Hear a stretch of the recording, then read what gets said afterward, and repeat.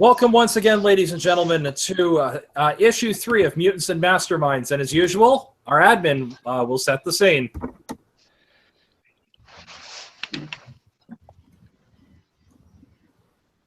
For those of you who are not familiar with the series, do feel free to go back and take a watch of issues 1 and 2 of the series. There's going to be some callbacks to those episodes in this issue that will likely not make a bit of sense unless you are familiar with the previous 2. As typical, we will have our performers. We'll set the cover of issue 3. After which time, when the reader opens the comic, I will sit where we are at in the city, and Walter, who is playing Firewolf, is going to take the first panel, and then we're going to let things develop naturally from there. So what does the front cover look like, gentlemen and madam?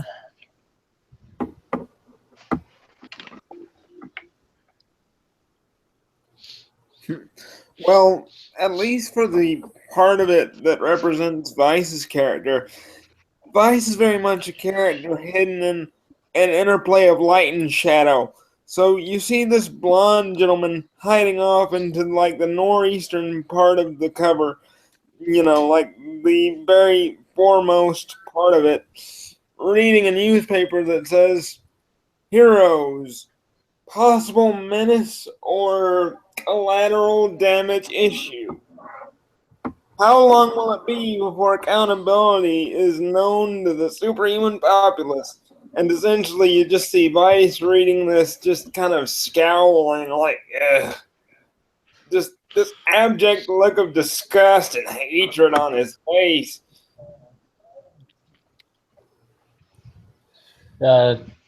D10 is in what looks like a computer room with flat screen computer screens all around him, as he seems to be following about a dozen and a half news feeds, apparently from around the world. Basically, any news that's got anything metahuman in it is on a screen. Mm-hmm. Also, viewers, ignore what is in his screen share. He still has that up, and that's not to come till later. Yep. Prometheus is literally, there are 3 of It's him. going away, see? Oh, sorry. It's going away, see?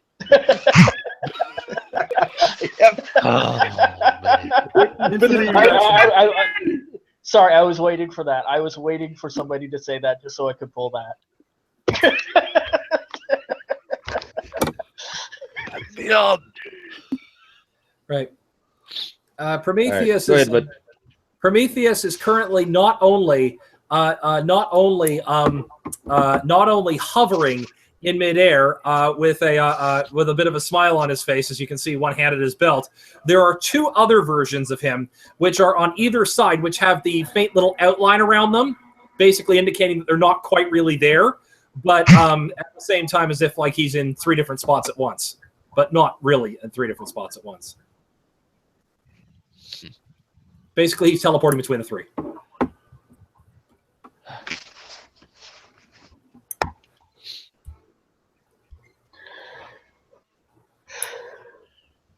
Oh, one of those screens that D10's at on the cover? Yeah, there's online poker on one of those screens. Of course. Of course.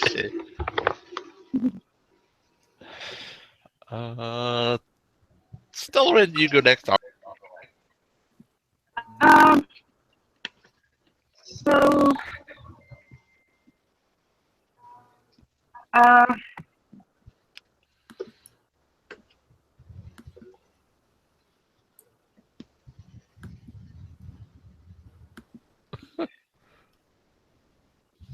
Or I can go next. If you want to think. okay. So Stellar Wind is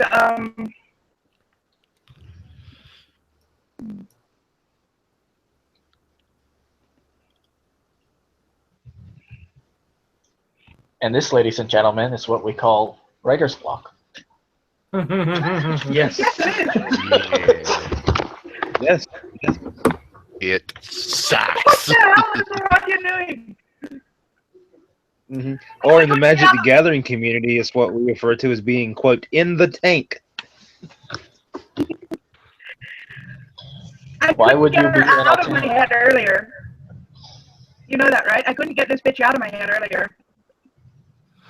Yeah. I don't know. She's off in the corner staring out a window. I guess. All right. And Firewolf is in his human form with his shades on, and he's actually down in the bottom of it.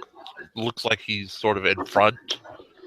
And there are a few other either short cropped or the females have there's like 5 Marines scattered around the bottom of the page,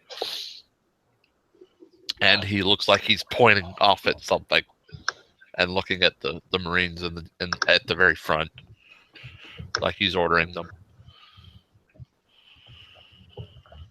What he's really saying is, go get me pizza now. Who knows? He's liable to do that. Yeah. I need coffee, but sir, we're drinking champagne. Splenda and Skim. No. Not the Splendid Skim. This stuff sucks. There is a terrible joke that could be made about Firewolf sending his troops off to get fast food. Hey, Make it. Proceed. when he said females, I thought he was going to a totally different place than that. Okay, All right. Firewolf. Remember, There's this- one this- that looks especially good. Remember, this is supposed to be for kids. Haven't seen it yet. Okay, This comic is supposed to be for kids, not about making kids. I mean, Iron Age hero, man. This is not a kid's comic. At least not with me in it. No. All right, go ahead, Macy. anyway, the joke is I'm dating myself here. Yo quiero Taco Bell. Does anybody remember that That out commercial for from the me after he 90s? said I'm dating myself. Yeah. So for those of you under 18 that are watching this episode, A, why are you watching this without parents' permission? And B, that is well before your time, kids. hold on. Okay, could Hold on. somebody repeat, This means because what she said cut out for me. Yo quiero Taco Bell. first, perhaps we should Oh, actually that's put a good. disclaimer on here saying you should be 18 because we've never done that yet. Is it the channel 18 plus? All right, well, let's go and do that then. So, again, viewers, if you are under 18, we highly, highly encourage the use of adult viewer discretion, as Freedom City does contain, at times, images of a adult nature. It's a very... It's like a lot of comic book / graphic novel presentations. There can be some references and images of violence. Let me put it this In way. addition to the fact that Our aim it is to also make feel- people blush. not quite. But in short, viewer discretion is advised, and Freedom City is highly intended for the mature viewer. So, moving right along. Well, mature in age. Exactly use the word mature. Mature in age, at least. Hey, I said viewer, not the mature player. You understand my humor?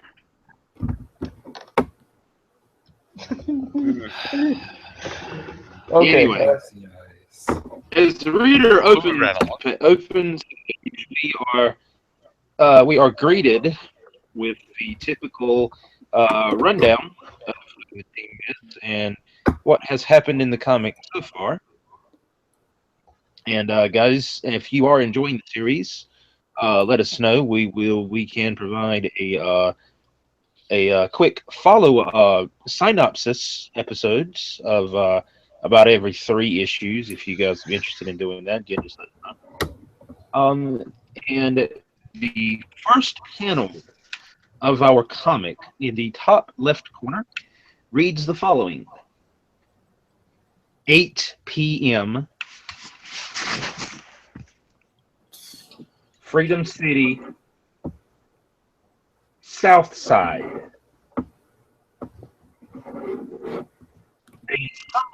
Um, a somewhat heavy rain falling is very looks very film noir, if you will. Here, it's almost like it was ripped straight out of a 40s gangster movie. We see that through the heavy rain and fog, we see a window, and written on the window is a name, Luigi. Looks to be some type of a Italian restaurant. As we go inside of the restaurant, we see seated there is Firewolf. His plate having been his plate apparently had been delivered. You see that there are a number of glasses, or a number of drinking glasses that are sitting on the table, as well as a number of empty dishes and saucers. Seated across from Firewolf is the gentleman that the reader knows to be Triage, and we will pick up the scene with Firewolf.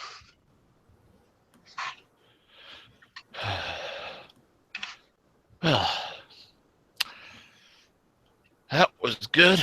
I needed that after that craziness. My treat. Yeah, I suppose. Yeah. All right. He picks up a hand and he flags down a wait staff. We can skip that part, but further discussion can happen. In the process of the waiter coming to collect the payment, you also see that he brings you a copy of the Freedom City Gazette, and oddly enough, the same paper that that Vice is reading on the cover, it's the same issue that he offers.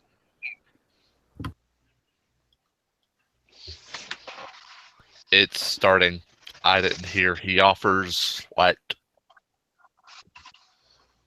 He offers you, yeah, a copy of the Freedom City Gazette.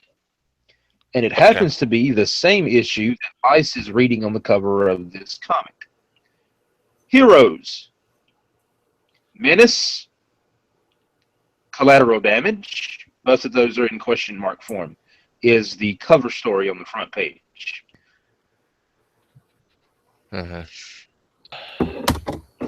Picks up the paper, picks up the check, looks at it. And there's there's just a hand with the check and a credit card, and another hand just ready to grab it. And then the next scene, paper's in front of Jeff. It's kind of where you just see his eyes. He's reading it.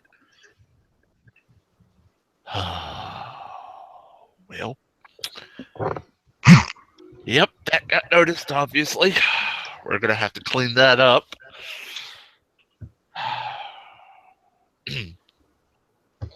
Any ideas? Well, And he snaps it shut, sort of. Yeah. Triage speaking.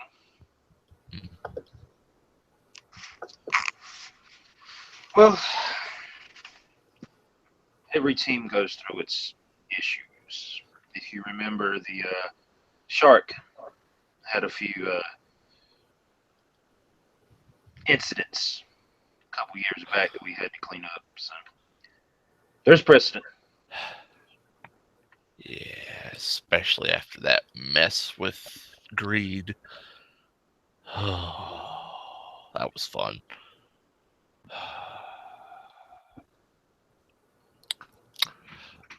Those who have read the previous, what? That little speech bubble right there, the reader sees that there is a small asterisk attached to the end of that speech bubble. And at the bottom of the page is a note that says, "See Freedom City Issue 2." Yep. Oh, issue 2. He was. Oh, that's right. He was mentioned. Okay. Yeah.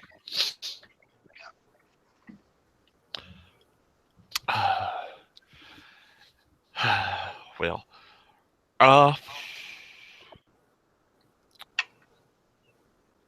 on. Now Walt's having a brain fart.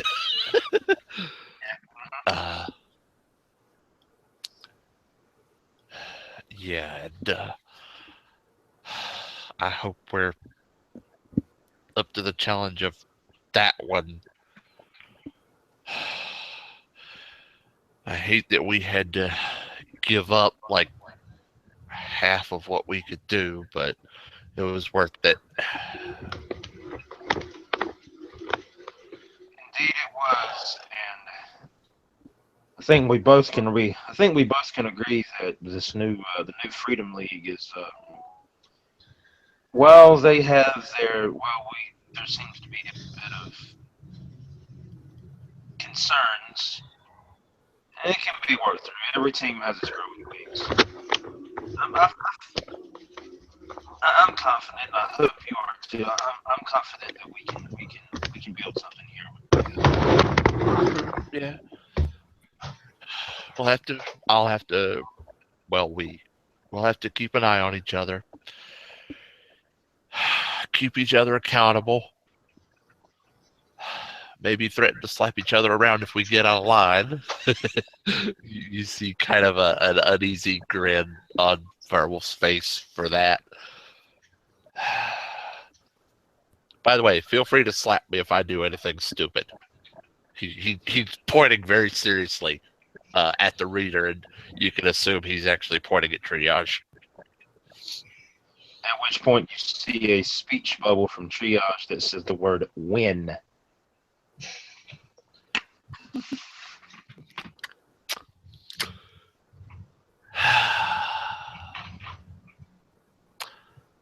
Lost it in a while, okay?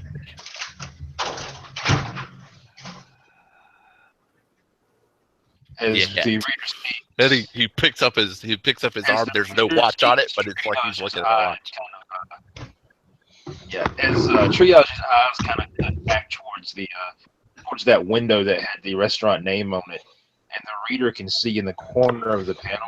It's not quite full moon yet, but it's within the next couple of nights. It will be. Uh-oh. Okay. I've got the perfect first panel whenever that happens. Or first series of panels.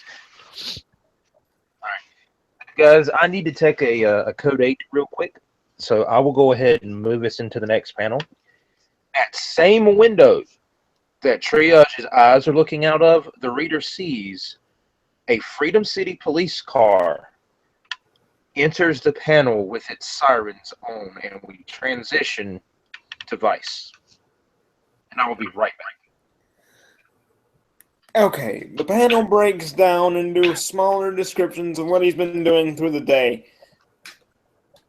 He wakes up in a strange woman's bed, smelling of cigarettes and booze, so there's basically this film noir kind of scene where he's just like, oh, fuck, what did I do last night?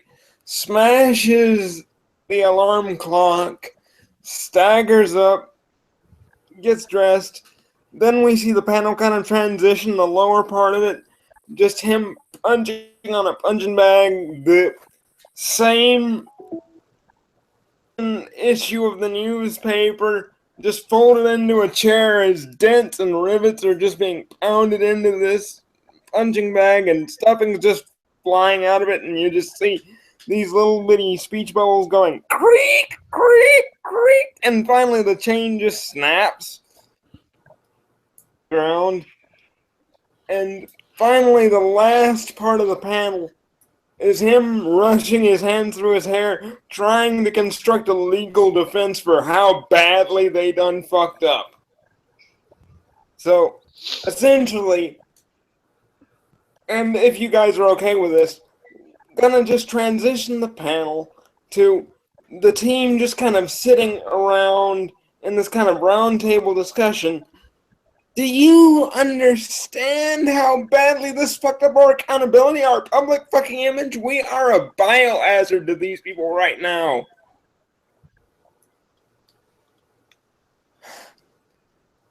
God. I don't necessarily agree. No. Okay. They're just worried about what happened. And he cuts eyes at the obvious culprit and then very quickly back.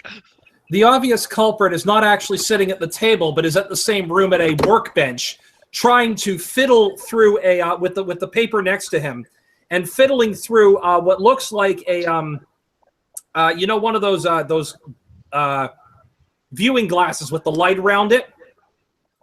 Like as if he was working on very small machinery, and working on the very small machinery, he responds back, "I'm working on a solution to that very problem. This will not happen again."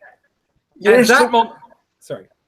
Your solution to the problem is learning some self-control and learning to be a little less, look at me, I'm shiny. I am pretty sure we've all had moments like that in our careers. I was a cop. You don't do that or you get shot. It's not smart. Okay, I am sure most of us, when we first came across our abilities, had a flashy moment. Or at the very least, a dumbassery moment. Not all of us can be made out of polished diamond, after all. The damage was not that severe, and the escapees were returned to the prison in very quick and actually relatively low collateral damage time frame. Oh, they're not worried about the... And all 3 casualties were taken to hospital and will be all right.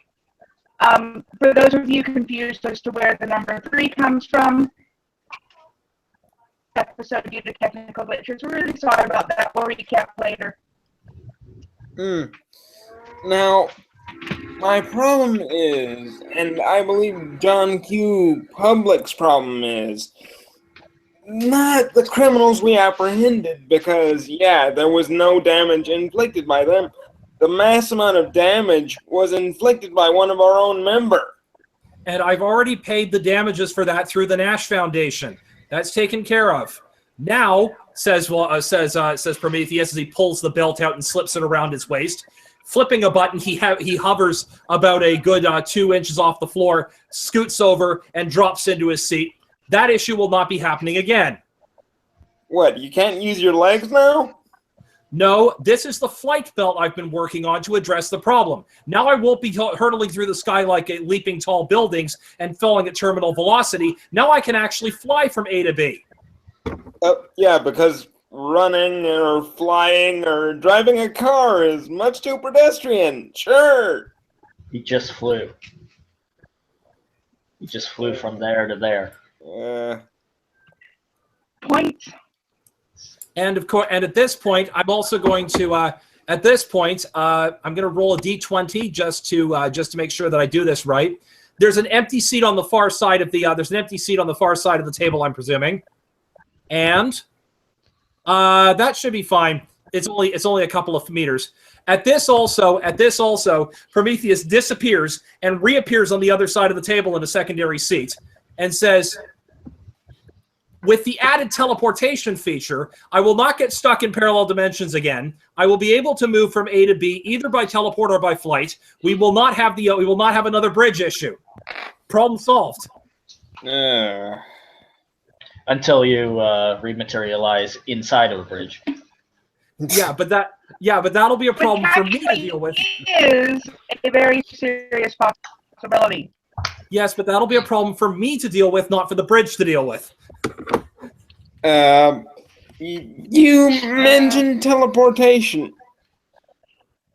Yeah, I managed to finally get finally replicate the quantum entanglement link that my chip uses, and was able to build it into basically a quantum teleportation link, which allows me to teleport anywhere, at least as long as I'm on the material plane. Okay, so Well, at least Aranya looks next to her at Firewolf. I'm not babysitting this asshole. at least it's not wormholes. that's true, but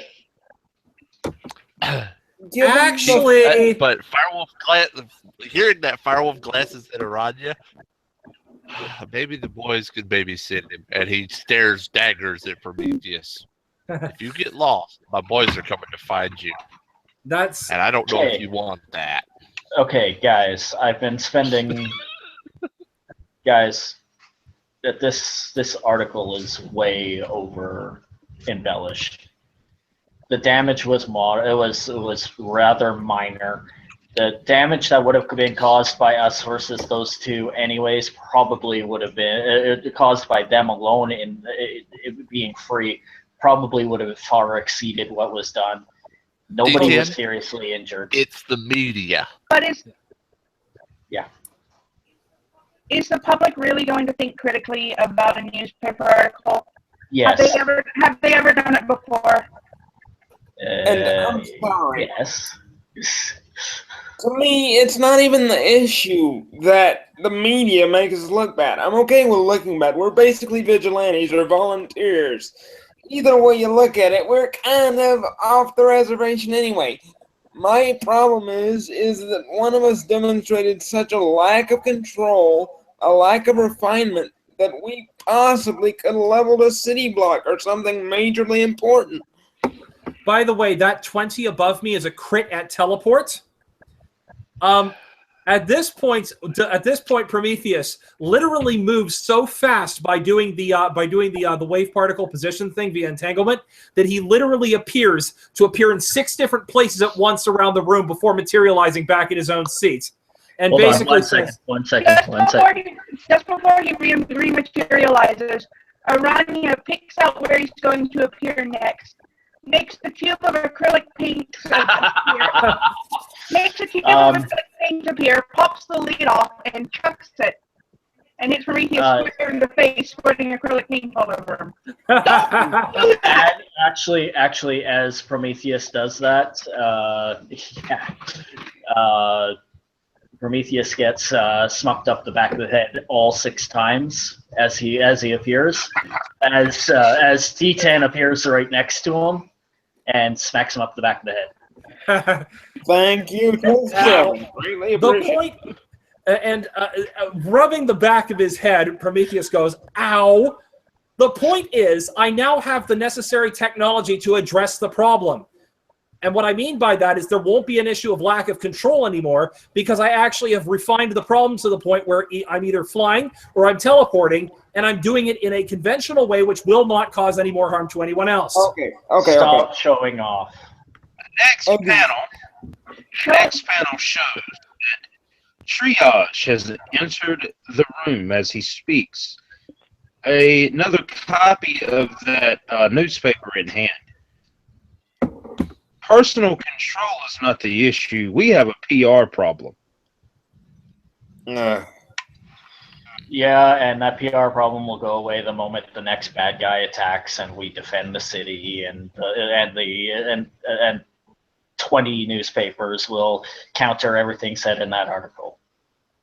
Next panel just Firewolf's face with a quirked eyebrow? Will it? These are the public we're talking about. It's going to take a while. For every one fucked up that happens, it's going to take 10 good deeds to cover it up in the public's mind. Well, then I can think of a perfect way to address the problem, says Prometheus, as he holds up a poster which says community service, garbage picking, volunteer, and basically volunteering. And basically Prometheus says, well, why don't I get started on this? No powers, no mishaps. I just go start picking up garbage on the side of the highway. I make restitution for the mistake I made. And since the Nash Foundation, as my benefactor, is taking care of the bridge problem, it's a start. And the public's going to see it as a PR ploy. Yeah, it's suitably contrite, but it's showy, and that's your problem. You're a very showy guy. You don't understand subtlety. The problem I hate is to say it, but it's not the 1950s anymore. the problem. Actually, no, I don't hate to say it. The 1950s sucked apart from the fashion. The problem is anything we try to do right now is just going to look like an attempt at a PR repair job. All right. Then for the next plan, I lay low for a while. Let it blow over on its own, because it will blow over on its own, because we are a needed group.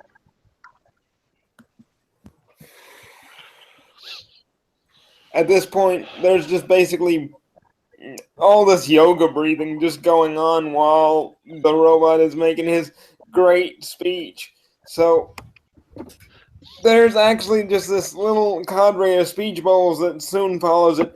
For once, I think I agree with a guy whose mother was a toaster oven and a freaking assembly line was his dad. So, yeah, there we go. It wasn't a toaster oven. It was a microwave. Hey, I agree with the humor you made to yourself. Nice job.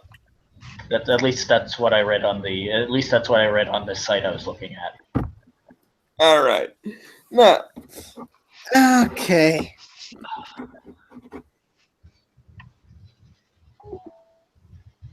He actually, and because he's too literal, he actually pulls up the website that actually says that. Also, Joey, I saw you had jumped. Oh, come on. Still here, bud? Joey and Josh is gone. And speaking of, I'm going to go grab a glass of water because I'm fucking parched. I'll be right back. All right, take care of it. Such fucking language, eh? Fuck. Yeah, what the fuck, man? Fucking hey. Yeah. What's your fucking Seriously. mouth, dirty ass fucker? You think this is supposed to be a fucking family-friendly fucking show? Fuck. Mm. Oh, fuck. Family friendly what? Okay, It's a family fucking friendly show. It's a family-friendly show if you have a very unique family. Yeah, you just cussed more than a normal HBO sentence. I don't think anything we do is family friendly. Hey, if Catherine and I ever have an accident, it would be perfectly family friendly for our family. Fair enough. Okay, back. I've got a mouth that would make a drunken Irish sailor blush. Fair enough. Well, the next role I'm going to be making is actually gathering intel, so it's going to be an intelligence role on trying to gather a legal defense if shit should continue blowing up like I fear it's going to blow up. So, 14 plus 10, that's 24. Boy. So basically just gathering precedent for a legal argument to defend all our asses. Ha. You also can make a gather information check if you would like. That would be that would be charisma based. Oh, that's charisma. Okay. Sure thing. Gather. Yeah, that is Sure, sure. charisma. All right, that's an 18. So point. Yeah, I don't think I get anything. Hey, I have a +9 to gather information. Give me a moment. Actually, you do get something there, D10. You get this advertisement that the local Pizza House, not Pizza Hut, Pizza House is running a special buy one get one free on meat lovers this weekend. Oh, by the way, Prometheus got a 19 on the die +4, so 20, 21, 22, 23. Yeah, 23 there to gather information for a legal defense. And Stellar Wing got Stellar Wing got a total of 18.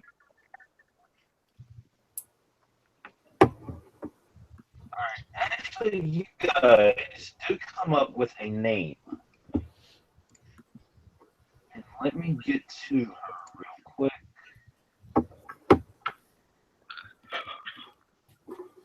To be fair, that Pizza House piece of information is clearly within my well-informed feed. Mm-hmm. Oh, yeah. Yeah. Now, Absolutely. do you mention? Over at the screen that you with the ad for the Pizza House up on it. Oh no, he That's orders. actually a good deal. He actually orders enough. He orders enough pizza for the entire room. Hey, it might be one of those all-nighters, so you might come to appreciate that. Okay. Actually, You guys do come up with a name. Collectively, yeah. Greenfield Thomas. Apparently, she works at the city public defender's office. We have a lawyer. That's good. That is a start. Her credentials. She is a graduate of Georgetown, and she was a public defender in Washington D.C. for 8 years before moving to Freedom.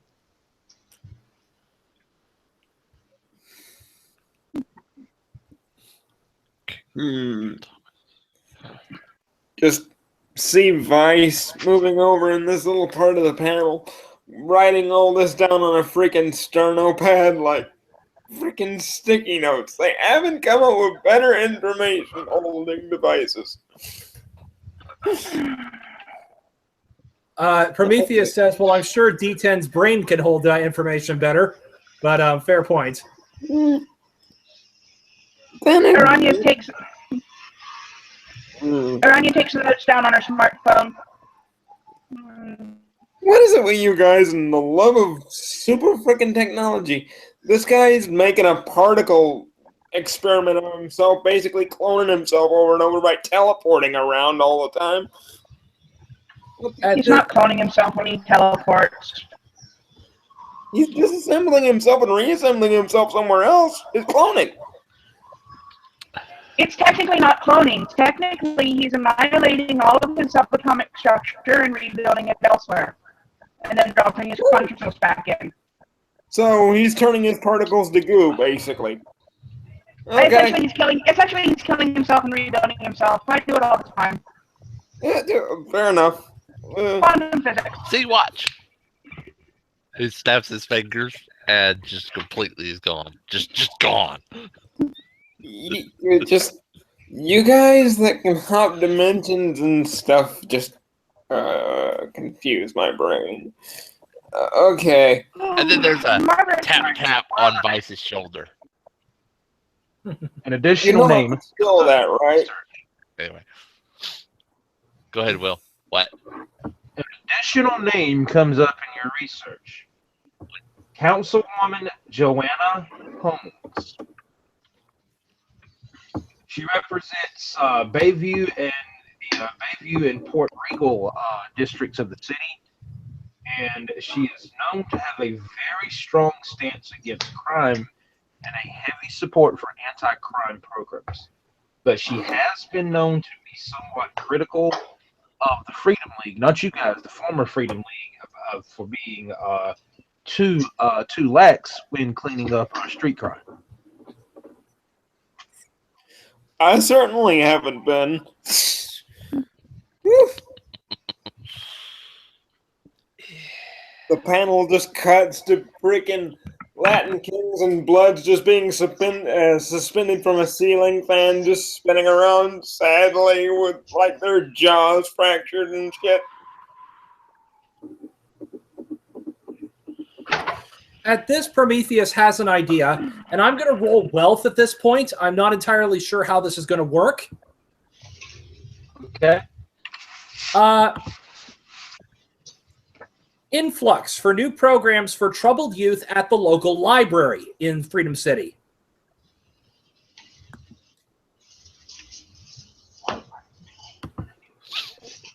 That's an 8 on the die. I'm not sure what I add to it. Yeah, let me look that up real quick, because this is the first time I've ever had anybody use it in this way.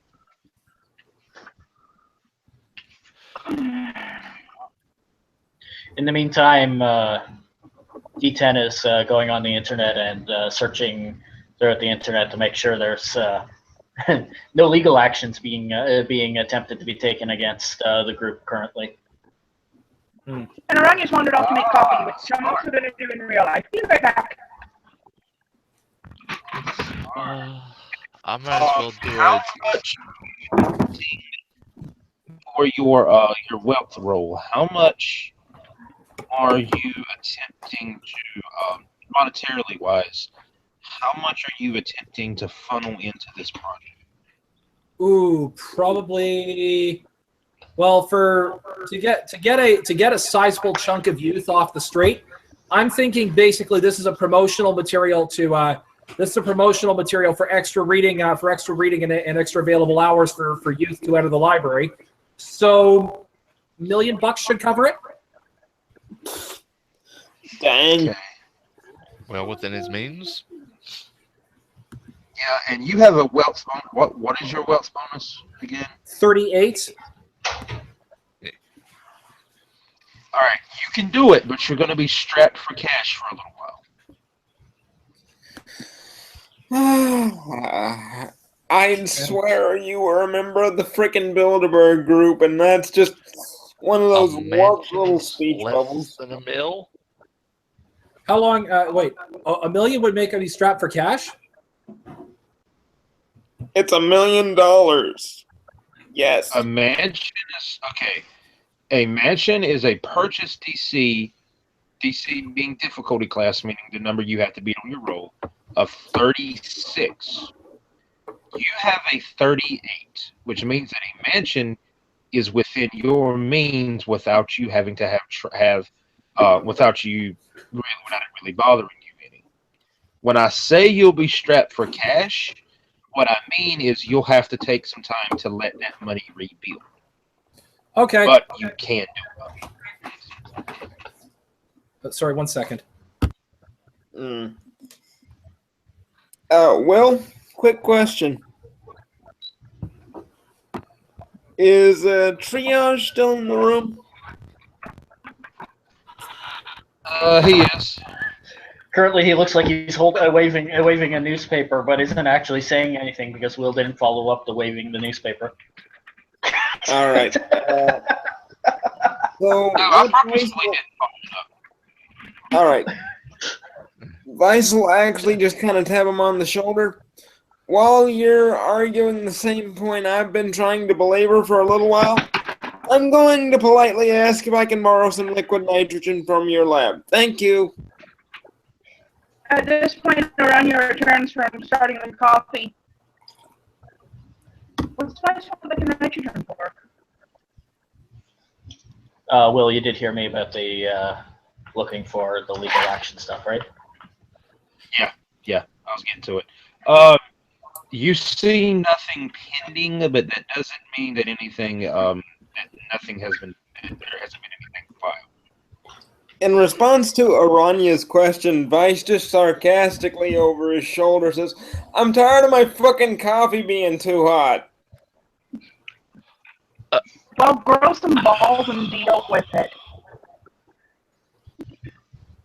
But Why would you grow balls? You see, triage places had placed one finger into the air after the liquid nitrogen question, and upon Vice answering it, the finger slowly lowers as triage just shakes his head. Aranya glares at both of them. Well, you know what? Good coffee should be like a good woman. Strong, hot, and ready to kick you back on your ass when you need it. Okay, next scene. Or next panel. Next panel. Here we go. Will, I'm doing this. Next panel. Right. There's a knock at the door. Very lightly. You hear out the door. "Er?" And next panel. Jeff's head goes completely straight forward, and eyebrow quirks, and you see the same. "Er?" Door. Next panel. Door swings open, and this is not cartoony, but media files. Hang on, people.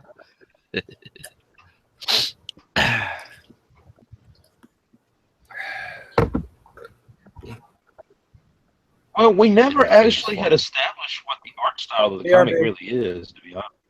Prometheus, seeing the kettle going, teleports over to finish the coffee. And Dang it. actually, after Walt's scene, I'm going to have to politely request the next panel because this is going to be too good for words. Okay. I can deal with that. Come on. There it is.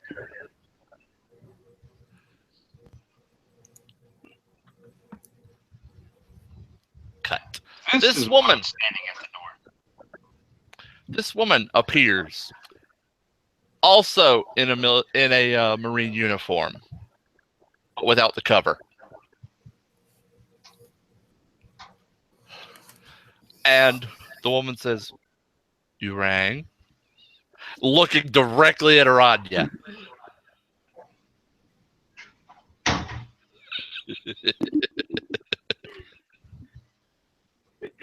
And next panel, Jeff says, cara mia, come, good to see you. Rides over to Jeff, and he stands up,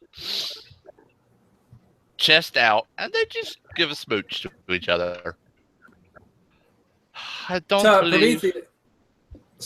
believe I introduced any of you. Sofia, excuse me, Capitan Sofia Azarola Loborin, my wife. Pleasure, I think. She looks over at the Synthroid and just, likewise, just politely nods. And we cut back to Jeff. A seat, my dear? Thank you. And she sits down right beside him. Prometheus teleports back over with the coffee. Actually, hold on. Uh-oh. Before you do that. Okay. Yeah, never mind. But, okay. Aranya glances at D10, wondering what he's up to. Then turns back to Jeff and Sophia and says, "Well, it's good to see somebody else's parents had good taste. In names, I mean." Okay. So, during this whole panel, we kind of slide the scene over to Vice's panel, where it actually kind of shifts, and we see him working in his garage kind of lab, with just him soldering together this very death metal kind of chainmail looking kind of gauntlet thing, and just this cold, smoky kind of misty stuff coming out of it. Countermeasure developed. Ymir Fist Mark 1. Let's hope it can do something about that nasty cellular respiration issue. And for once, his speech bubbles aren't warped or twisted or any kind of, emotional duress or strain on them. They're completely straightforward, and the script is almost erudite, like cover plating. He's just kind of leaning back and just kind of trying it on. Well, it's better than nothing.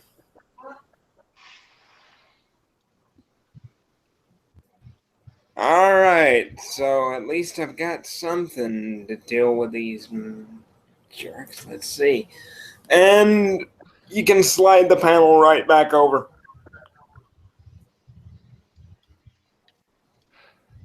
So he's not even in this meeting. He's off doing his own thing. Yep. Yep. All right.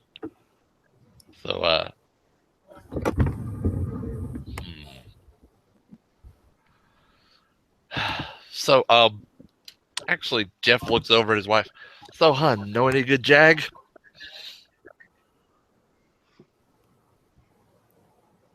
You can play this however you want, Will. Her eyes cut to Jeff with the all-knowing "what the hell did you do" look. And they slide back over to Prometheus. Jeff's eyes do.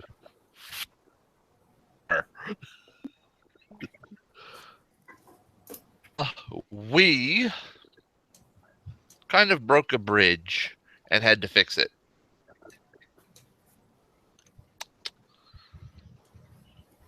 That was you. Am I the only one that's a little more worried about the guy that was in the car?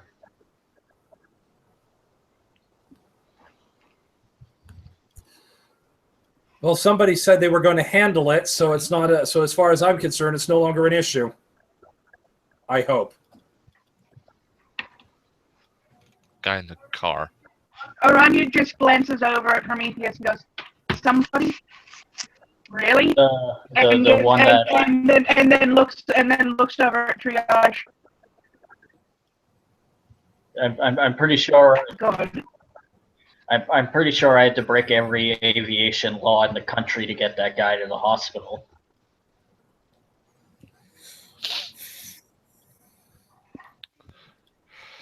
See, D10 has an excuse. D10 has an excuse. He was knocked out at the time. Aranya looks back at Prometheus. You didn't recognize Triage? The fuck, man. Gentleman who was injured, Eli was handling that. Actually, hang on. He puts a hand to his shades. Eli, report on our friend.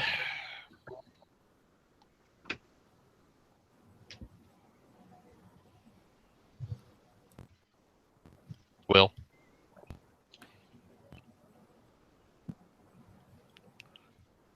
Situation secured.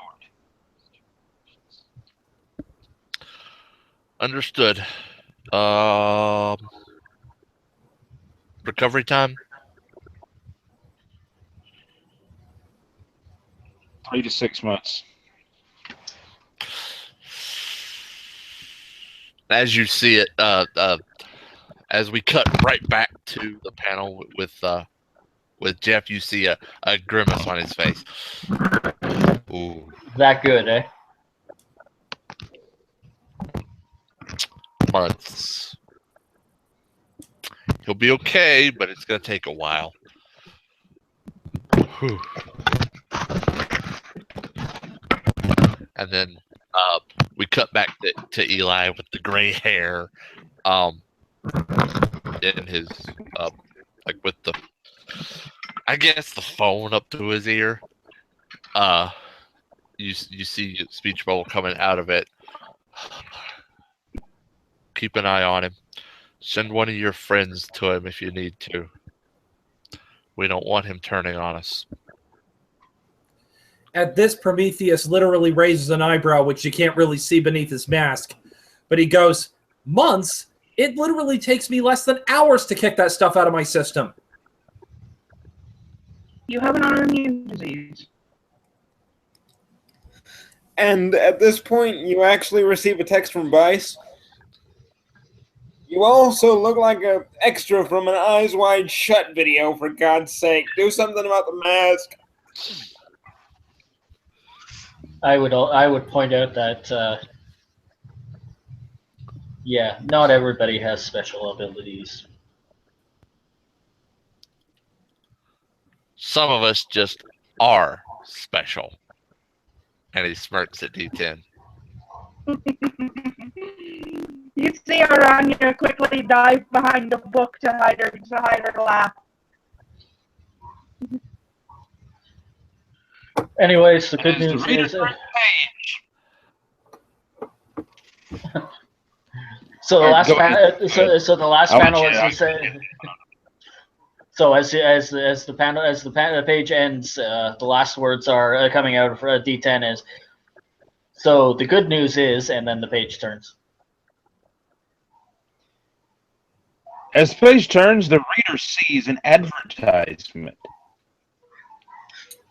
We see the Freedom League logo with an additional logo below it that reads Origins. The ad goes on to describe that apparently each member of the team is going to get a background one-shot comic. Be careful, the D10 one includes lots and lots of poker.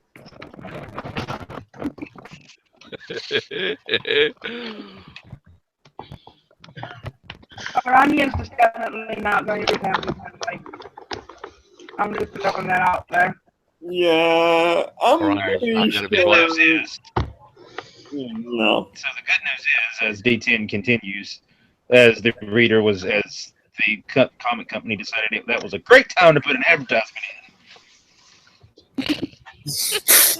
No, I was figuring that would be the perfect time to end that kind of sub scene where, you know, all the bantering was going on and then moving on.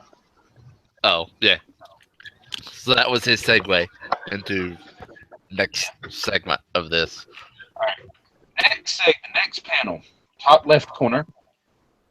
Freedom League HQ. Wednesday.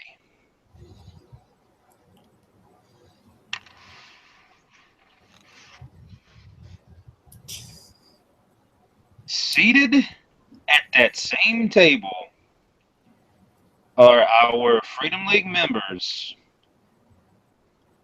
and three individuals in business suits. Scattered around the table are various documents. The three individuals in the business suits each having a briefcase. In this same panel, we see the business card is handed over to us. Mm-hmm. Name on this card reads Caitlin Thomas, Public Defender. He reads it, just kind of, you see the panel just kind of pan down slightly. Just this slow kind of wolfish grin. And he's kind of looking over it and back at the lawyer and kind of stuffing the card back in his pocket. Okay. How badly are we boned? Well, I can put in a word with a couple of judges and see what we can come up with. But To be quite honest, destruction of government property really is just a misdemeanor.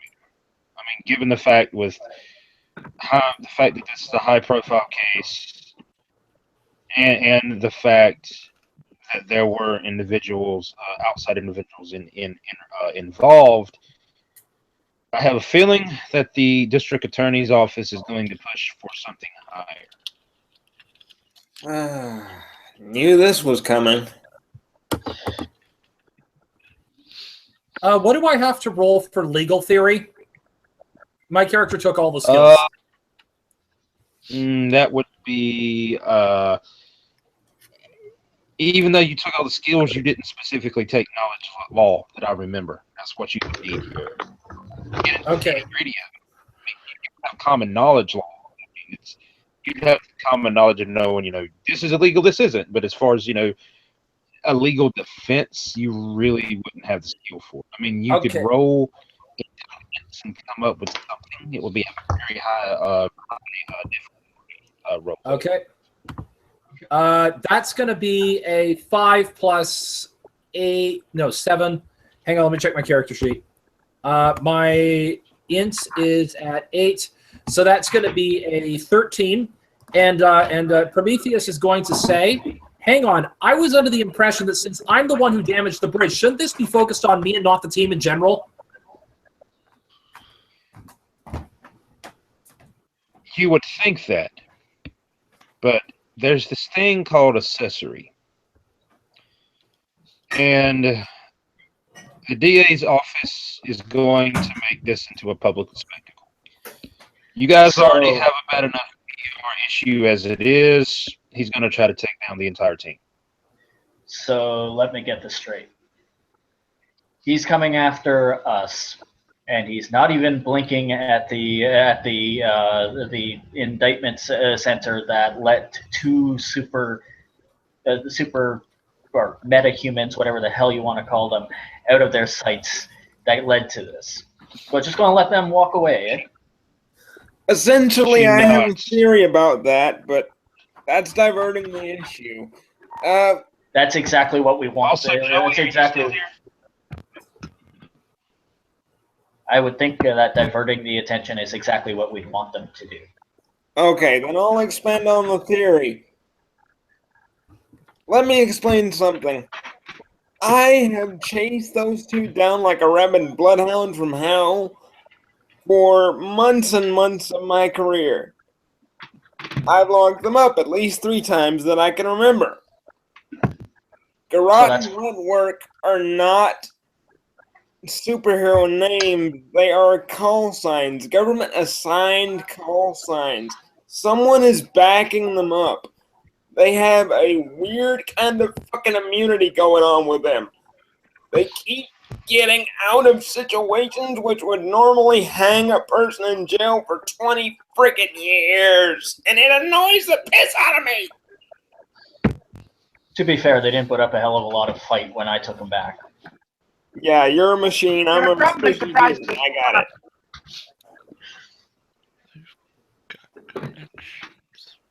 Huh. But yeah, I already know that's what he's going to do. He's going to focus the case. Never mind the fact that you guys put away an escaped convict. He's going to focus the case on the collateral damage. Yes, before it gets mentioned, I know the collateral damage was fixed, but he's going to paint you as menaces. Yeah. Knew it was coming. Need I point out that the collateral damage was only caused by 1 man in this team? Technically, no. Doesn't matter. The team did it. There was some collateral. When one of us buggers up, we all take the fall. There was some collateral damage from when I took the injured back to the hospital. Okay. Well, technically, I don't even know if you can be prosecuted under human law because you're not technically human. You're a robot. That would Non-human persons? That would be simplifying it stupidly. Should work for which should work for this DA. agreed. That's exactly the point. Miss Thomas stifles a laugh at the mention of the DA. Mm-hmm. D10 takes out it reaches underneath the table and pulls out a newspaper and tosses it into the middle of the table. Why don't we use them? By the way, sorry. Hang on. Go ahead and try. Go ahead and try speaking. Michi. Yeah, Google's saying that. Okay, Google's saying it has sound now. So, okay. By the We hear way, you. that D20 was just a crit on gathering information, specifically the IQ score. Specifically the score, the IQ score that the DA actually had when he took his high school IQ test along with his class. Oh. Yeah, congratulations, Professor. Turn it into a dick measuring contest. Have a nice day with that. I would tell you that. People take IQ tests in school now? They used to. Yeah, that's what I was just getting to. Yeah, we do. That critical would have gave it to you if it applied. The fact that Freedom City is in the United States, there is no such test. Seriously? Mm-hmm. Yeah. Okay, I guess. Yes. Yes, apparently there was an IQ test, but it's been a while. There was an autopsy on a dead body. The brain was removed and put into a glass jar, and now the deceased person is working as the DA. Mm-hmm. Alrighty, Roo. All right, I'm gonna do. I will that the local mob has put no less than 5 different hits on him. Uh-huh. Great. This is a fucking Joan of Arc crusader we're dealing with. Fuck. And it's also I will give you that your research into his name, he's known to grandstand and make examples. Mm-hmm. Joy. So Yep. D10, I'm D10, assuming you share with the class. Yes. Okay. Oh boy. so D10 tossed a newspaper onto the table in the middle. He goes, "Why don't we use them?" And fire back. I like this angle. Give them an all access for one day.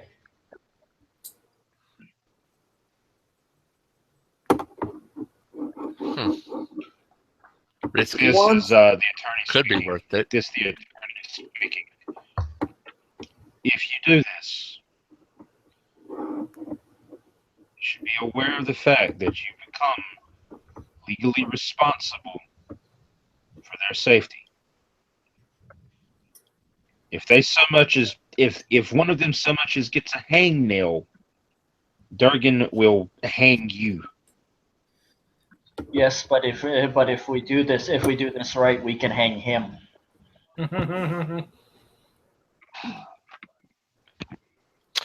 You are talking As that figurative Yes. thing, right? You don't mean literally hang people, right? Oh Yeah. no. Yeah. All right, I will tell you this. As a supporter of the Freedom League, you're in a territory that I know very little about. As your counsel, however, I have to highly suggest against it. Yeah. And I'm as a- going with He holds his hand up to hold his hand up to Josh's character. I keep forgetting his name for a second. And as a regular citizen,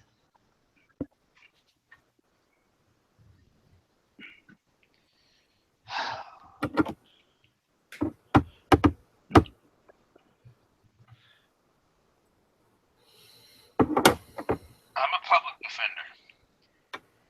I can't think as a regular citizen. Yes, you can.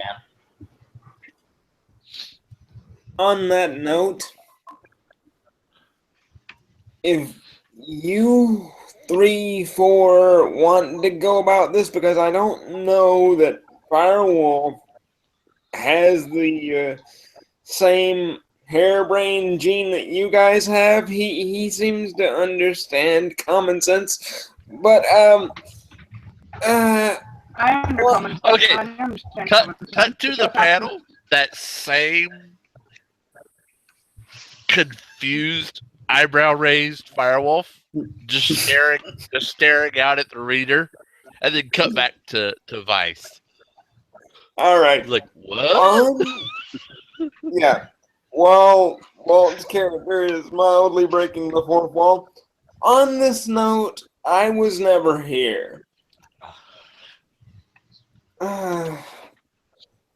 Just at this point, Vice just walks out and gets ready to be, made a scapegoat in the courts. He's getting his dress uniform all ready, getting his shoes shined up. He wants to, combat spectacle with spectacle. The, hero cop being persecuted by the freaking crucifying DA bastard. So, yeah. Essentially, he's just thinking playing like this guy at this point. All right, Joey, are you good, bud? Yes. Finally. All right. Also, As, just real quick, cut back to just a Jeff. second here, and According to Jag, I'm clear. And then,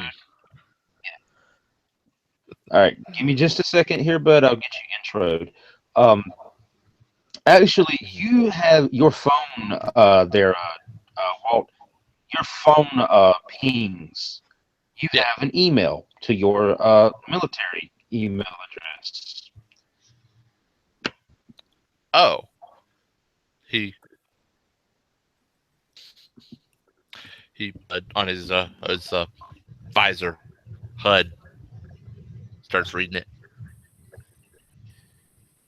Samuel Highland, LTC GAG USN. Excuse me, JAG. I'm sorry.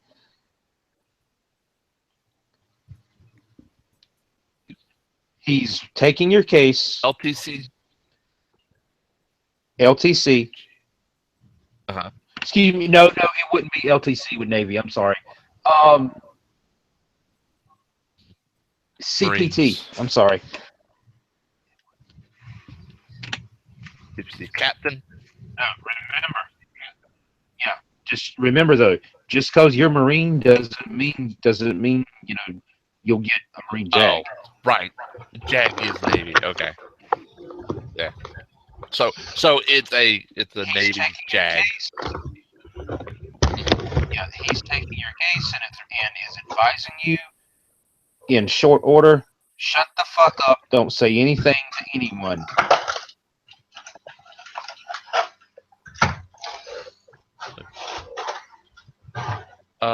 Guys, you see like text scrolling across like a sort of red with orange text, but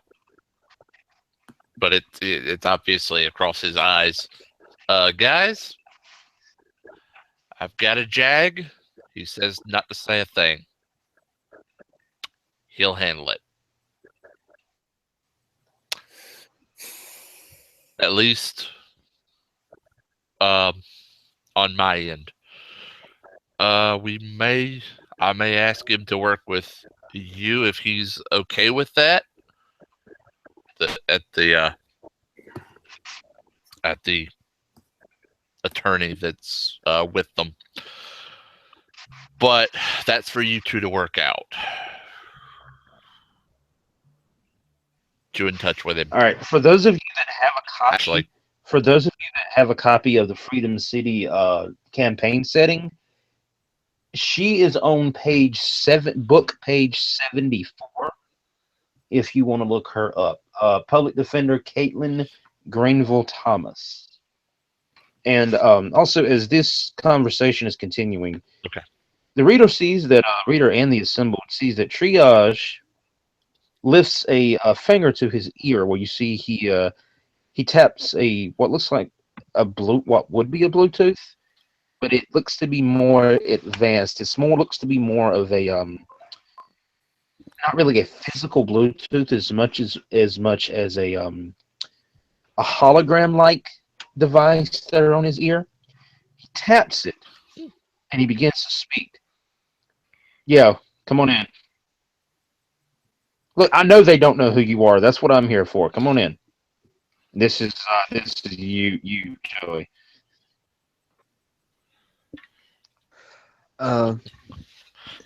Stepping in is a man in his mid to late 30s,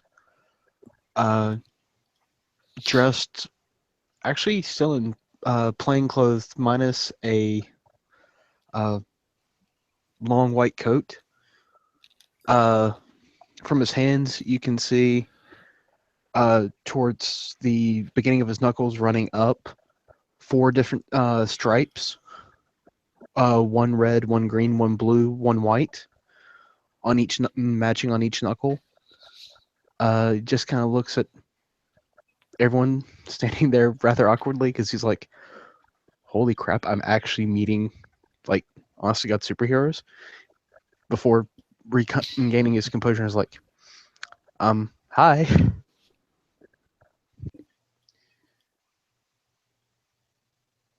My good friend, this is Triage speaking. My good friend, whose name I never did catch. He saw the advertisement a little late. The same advertisement you guys answered when my friends and Firewolf's friends kind of disappeared.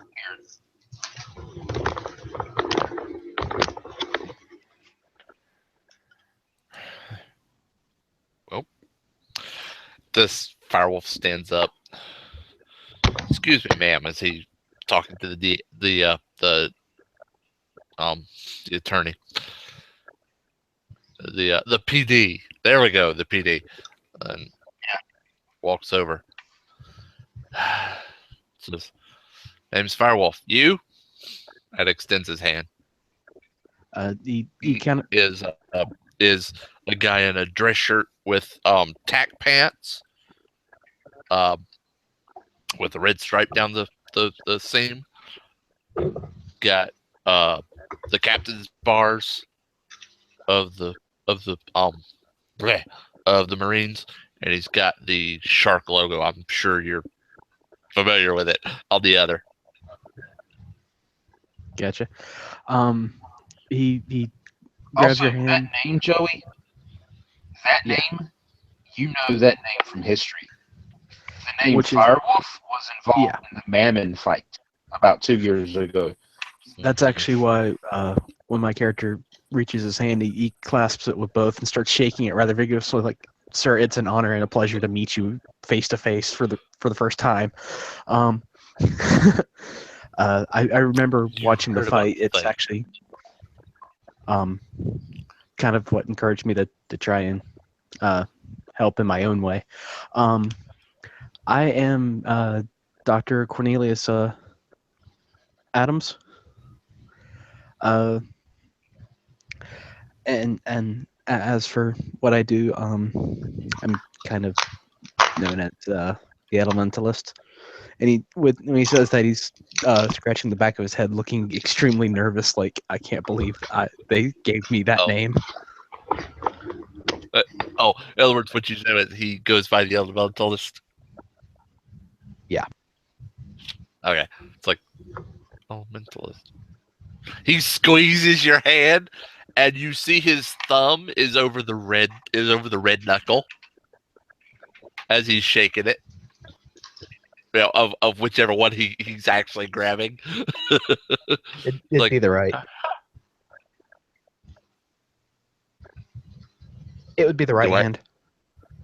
Well, I'm saying it's just over. Okay, yeah, it's over the red striped knuckle. Nice to meet you. Well, Hopefully you won't get stuck in this fallout. Oh, who am I kidding? It's the public. You're with this team now. Come on in, buddy. Have a seat. All right.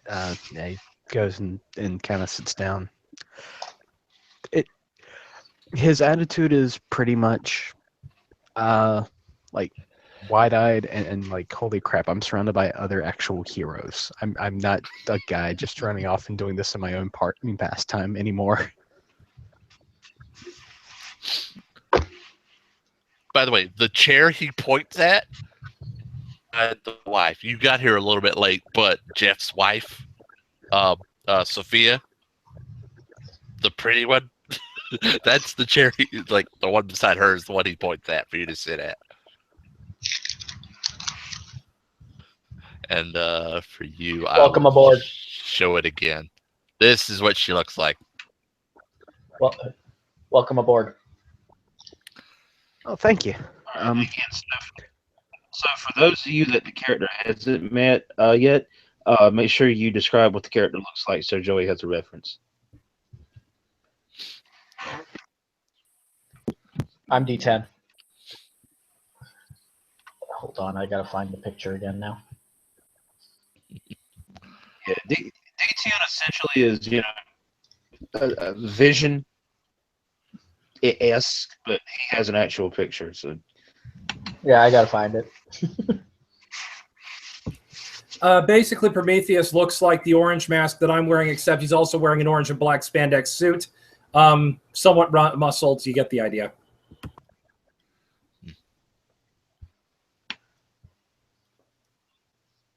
Give me a moment for my picture to actually screen share.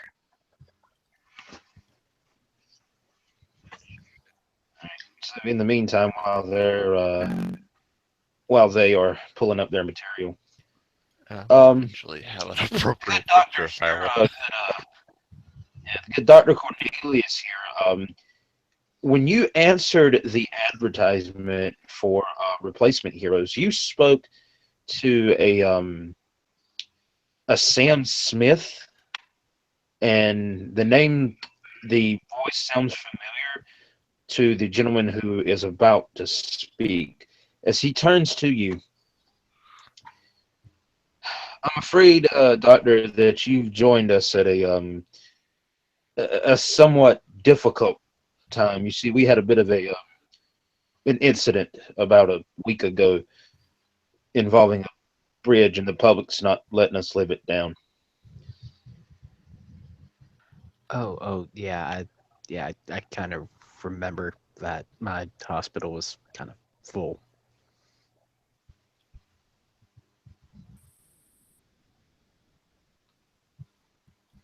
That seems to take triage back for a moment as he continues.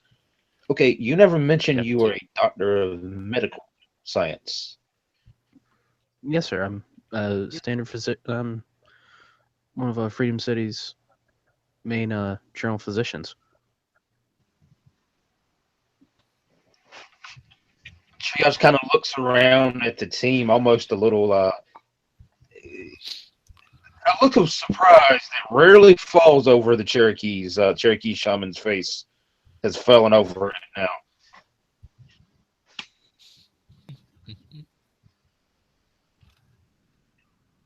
Jeff's too. Like, he crosses his arms and looks over at this doctor and says, "Do you know a vice?" And I'm not talking about that one.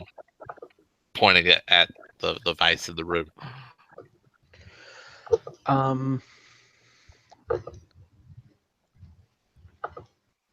The reader actually notices the good doctor's face kind of get rather confused, and it's like, it's not drawn. It's drawn a blank. I'm sorry. Picture showing is D10. As for it drawing a blank, that's because not all of us are very, what you call it, open to public presentation. I'm a bit more No, actually, he wasn't talking about you. That's why he was pointing at you. See, and I don't mean that one. Oh, okay. I think Little Josh. clarification. Yeah, I think Josh might have had a tech problem there. Yeah, clarification for him. He missed it. All right. Well, Doctor, maybe you can help us out on this one. This is the attorney speaking. If you're willing to do it, I can put you on the stand as an expert witness. And if you're willing to do it, I can have you testify to the real medical emergency or lack thereof, whatever it happened to be with the incident. Is it possible that even if I do this, me simply being in this room conversing with everyone right now would make my states as a witness either false testament or a significant lack of confidence? Sir, I'm going to be perfectly honest with you, and as I am with this entire group.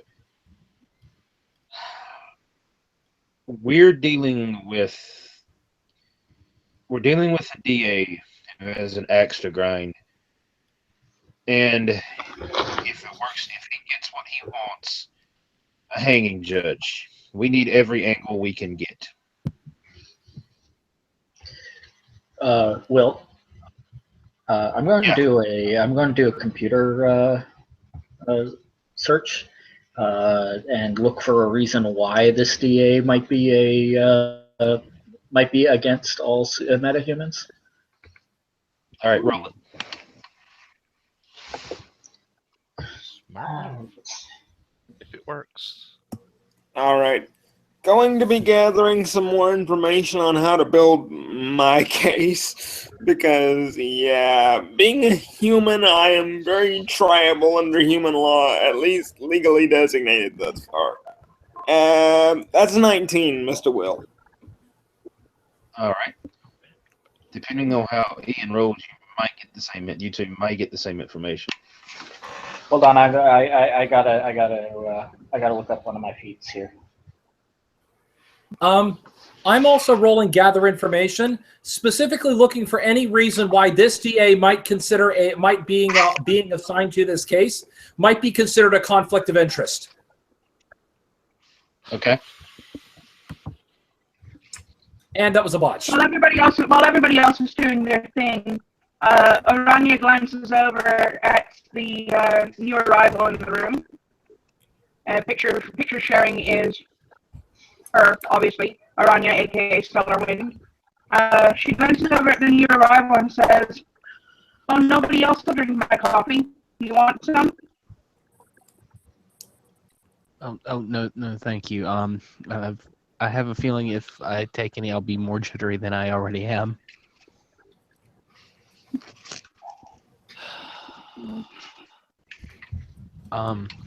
Well, that's not all that great of a roll. I have a 10. Okay. But I do have a well-informed feat.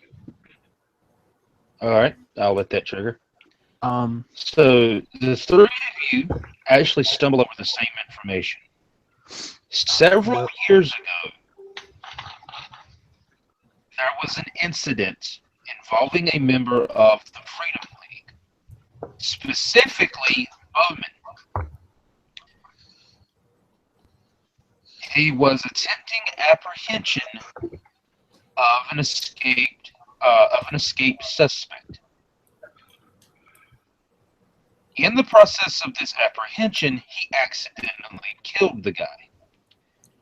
This same DA was assigned to the case. Bowman made him look like a fucking fool in court. And that's probably the reason why District Attorney Daniel Durgan has it out for superheroes. Then the screens So- on in the room that we're in. I'm going to flip onto each and every screen as many of the newspaper articles as I can find online, and put them up on the screens. Mm-hmm. So Bowman Okay. made Well, this DA look like an idiot. Yeah. well. Okay. The courthouse I saved, is that the one we're going to be tried in? Yes. Fucking beautiful. Fucking fantabulous. Good detail. Uh, Nicely done, Josh. Good detail. Remember that one.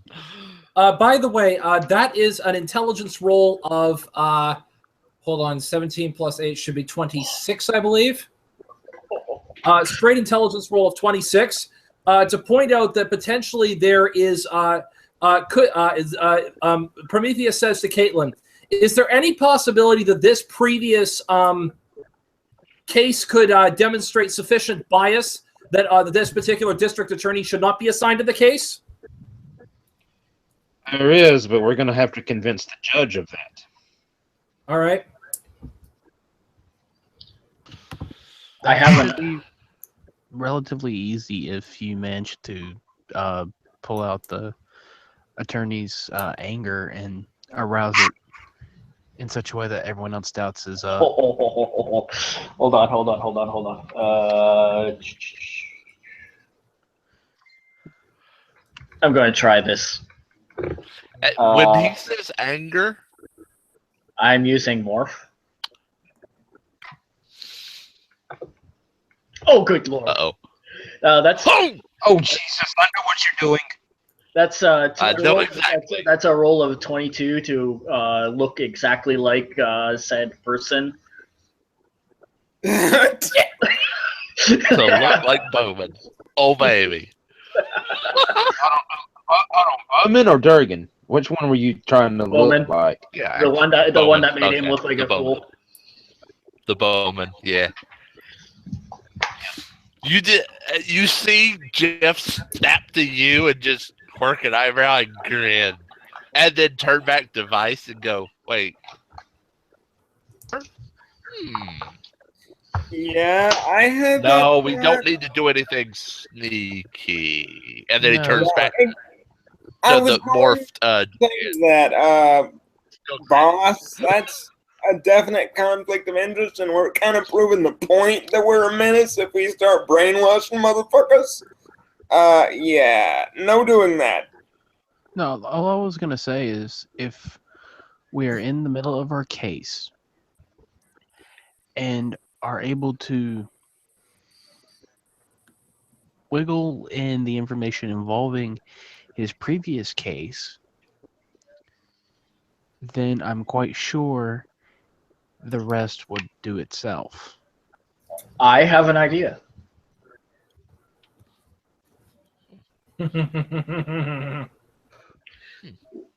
Is there some way we can call the DA as an expert? Hold on. On- Eidetic memory. She kind of leans back in the chair. Her eyes kind of cut down to the floor as if she's thinking. Eidetic memory. My character actually does know of a reference where it is possible to put the prosecution lawyer on the stand. It has been done.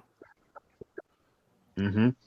1925, the state of Tennessee versus Jonathan Shopes.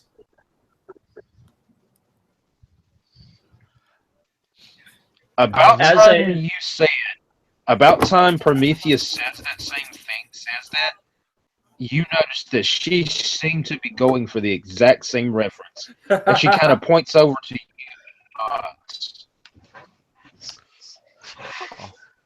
As a person that's been directly involved in a case involving so-called problems with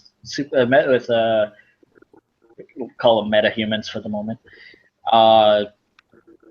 he would have distinct knowledge in such areas and could be considered an expert.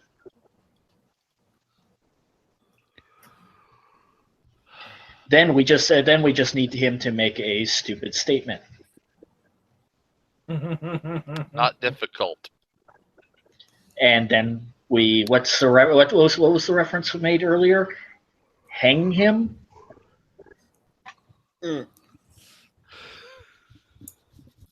I think I've got. Although I think we got rope around here somewhere. I'd have to check the inventories, but I think we got the rope around here to do it. We're not going to literally hang him, D10. Yeah, there's not a lynch mob, dude. Then why the hell would you call it hang? Because it's basically meaning to hang by their own. It's basically turning the trap on them. Hoisted by one's own petard. Exactly. Not even a reaction. So he's bringing the rope? Completely straight faced. Just Jeff just says it. So he bring his own rope? Technically, yes. As the attorney speaks up, technically, yes. Obviously, no. We're not physically hanging. It's an old reference from back in the 1870s, 1880s. I'll tell you sometimes, but right now, it's really not important to the case. But yeah. As a note, I basically have prepared, Vice's dress uniform and everything to get ready for court. When this happens, I'm gonna roleplay the shit out of this. If you need me to roll dice, that's fine, but I'm gonna, Oh, you'll roll dice. You will roll dice. I'm not telling you why until it happens, but you will be rolling dice. Okay.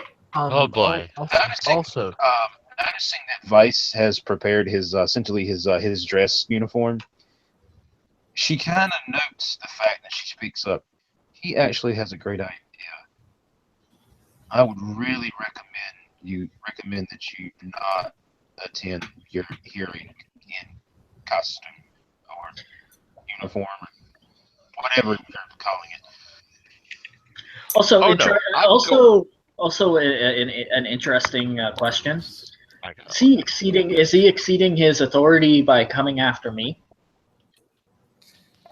The argument could be made that you're not even tribal under human law because it's made by a jury of men. You're not a man. So, A jury of my peers would be, and he points at the computer screens. Exactly. We can always put the dishwasher on the stand in your defense. She doesn't like me right now.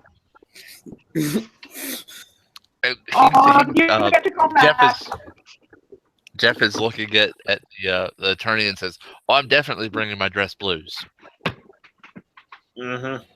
with the hat." Prometheus says to Caitlin, I believe it was, right? Just double checking out of character. Yeah. Prometheus says, refresh my memory. What is the exact definition of a jury of our peers again? Like, what actually has to be done? What actually has to constitute our peers? It's vague. It's very vague. If this goes to trial, and I'm telling you, he's going to do everything in his power to make sure it does, he and I are going to get choices. First, let me back up. First of all, if this goes to trial, the general public is going to be called to serve on the jury duty, if you will. Now, before this is ever seen by a judge, he and I are going to have the option to strike a certain number of individuals from that pool of candidates. What defines a peer is honestly entirely up to the attorneys involved. Then might I make the following suggestion? And I'm actually going to roll intelligence to see whether or not my character can articulate this properly.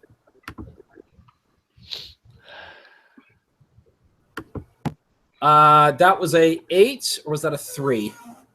Doesn't matter. So this is going to be about. Looks like a 3.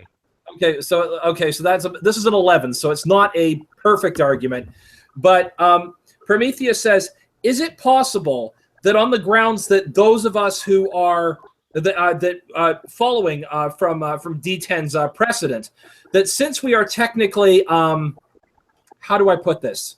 Since we are not technically normal by any stretch of the word with regards to the general populace, should it not technically be that firstly, that the general public will probably be aware of the facts in the public media and therefore too biased to be able to render a proper verdict, and 2, they do not have special powers and therefore cannot be considered peers? Could this entire case not be struck as unconstitutional? Professor, until I figure out otherwise, granted I don't know who my parents were, I don't know what my freaking origin is, but until I find out otherwise, I'm legally classified as human. That works all for you pretty well, shiny people, but yeah, I'm kind of screwed with that boat. I got a question You're for both you. right. You are both right. However, there are others like you in freedom. I have a question. I've watched enough shows. I've seen enough reality TV show to probably cause your head to spin.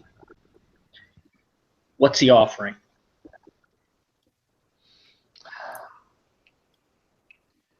He hasn't as of yet. What's he going to Right offer, now, in he's your opinion? He's making a public spectacle. We're still in pre-trial motion. You mean he hasn't dangled the bait in front of you with anything yet? No, and I suspect that he won't.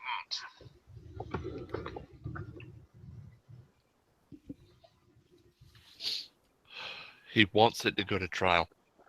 He wants to try to make us look stupid. That line of I've seen a few Jags try it myself. Well, if at the very least, if there are others like us in Freedom City, shouldn't they be the ones on the jury more than anything else? And that's exactly what I'm going to push for. All right. Hey, Will, I'm gonna need to real fast. Can I get someone to roll for me a gather info? I'm gonna try I'll and see roll if it I can with your find more. score. There you go. I already got it. Awesome. Never mind, 31. his popped up first. Sweet. So 31 on gathering info about this particular attorney, just him in general. Just pretty much his entire, other than the big his first superhero fiasco, pretty much every little fart and fizzle about the guy. Daniel Durgan won his election as DA by promising to be tough on crime, especially organized crime. His winning smile, powerful speaking voice, and his record as an assistant DA, not to mention the support of Mayor O'Connor, helped him win the election easily. Now, much to the chagrin of some longtime politicians and less effective DAs across the country, Durgan means to make good on the promises. The Freedom City PD has a love-hate relationship with Durgan. On the one hand, the DA is tough on crime and backs the department's cases and sees them through to trial. On the other hand, Durgan has a reputation for grandstanding and plays up his cooperation with superheroes like the Freedom League, regardless of whether such cooperation exists or not. Some see this as an affront to those doing the real criminal investigation in the city. More than a few are wondering just how far Durgan will go to get a conviction. He hasn't even been suspected of anything illegal or improper, but his zeal sometimes makes people wonder. Well, as a background question, because I have a couple of years as a cop and got pretty high up in the ranks, mostly dealing with, internal affairs and, making a lot of other cops look bad. What's this guy's opinion of my record, basically, before even any of this superhero mess? Kiss ass. Uh-huh. This is gonna be real fun then. I'm gonna blow this guy's shit up. Wait a minute. You were a cop, weren't you? Mm-hmm. And at that, the reader sees the doctor's eyes kind of light up with something of a mischievous grin. You were a cop before you became a hero. Mm-hmm. That right there will throw the entire case out, because all you'd have to do then is point out that this would simply be a conflict. For him, it's a conflict of interest of trying to do this because it's just an escalated situation involving the police.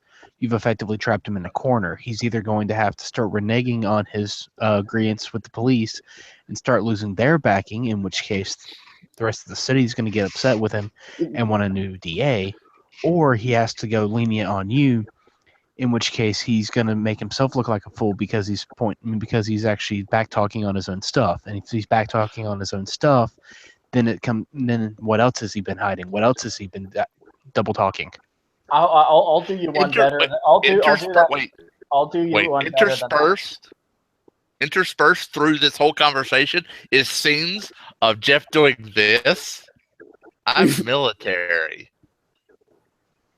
Exactly. And then go ahead, D10. Go ahead. Ian. I'll do you one better than that, Doctor. I'd like to know precisely where his jurisdiction on him comes in, and he points over at Firewolf. Mm-hmm. Yeah, and that's what I mean. I am completely military.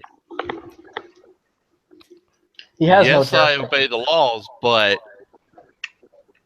the military judges me first. Mm-hmm. The military Caitlin actually puts up a finger. the military actually has to hand him over for a civilian trial, don't they? Caitlin puts up a finger. Yes, they technically do. But in my experience, I found that the civilian DA and the military prosecutor will find a way to ensure that he's prosecuted in both courts. Yes, I know it screams double jeopardy, but somehow they figure out a way around it. So why don't we divide them and conquer by making them fight against each other?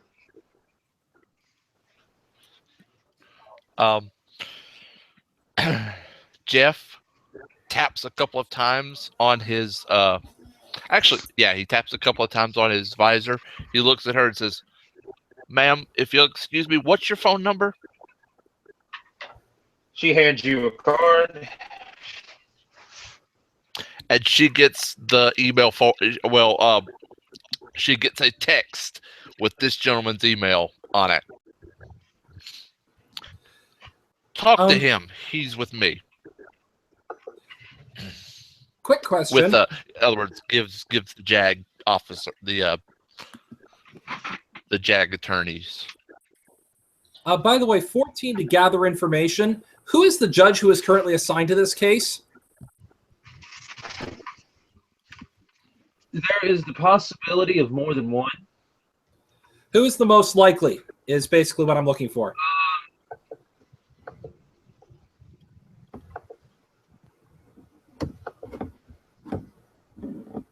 It is most likely going to be Thomas Nakamura. Okay. Who is a federal court judge. Okay, give me just a second. Okay, once he gets back, I'll make my second roll.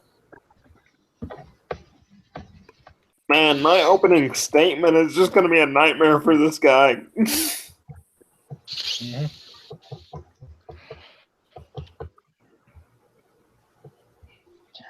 I just say we hire Dr. Bull. Somebody's seen the show, has he?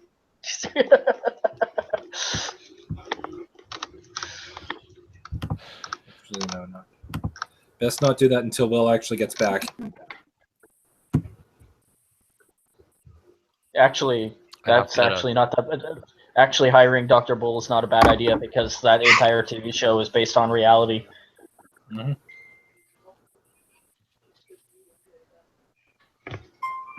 Out of game, it's simple. We don't hire anybody or anything like that. Well, we do. We hire some runners, right? And then we cause next. Wait a minute. Sorry, wrong game. Yeah, Joey. No runners. No, bad swat. We do not need Oscar Sierra involved in this. No, but Michael Weatherby would be would be useful. Okay.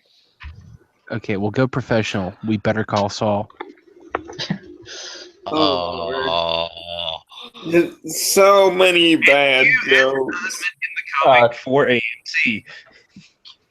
Will, D10 is actually going to, because the TV show Dr. Bull, I don't know if you, or just Bull, I don't know if you've seen it or not. Will? The TV show called Bull, it's a TV show based on the a business that does that specifically does trial science. Oh, and Will, give me the Jag's name again. Dude, I done forgot it. I meant to write it down here and I didn't. But I'll rewatch the video and make sure you get it. Okay. There's a roll now. I'm rolling data link. Sorry, you first. No, it's okay. Go ahead. You sure? Okay. Rolling data link to without the chip, followed by data link with the chip, overlapping the two, to make a direct contact to Mr. Thomas Nakamura to the judge in question. Oh boy. Oh, no. Oh boy. Okay, that He's is already hold rolling it. What was that roll again? I got pulled away. I'm sorry. okay. That was okay. Well, I'm gonna have to redo that roll now because of the fact that you didn't hear it officially.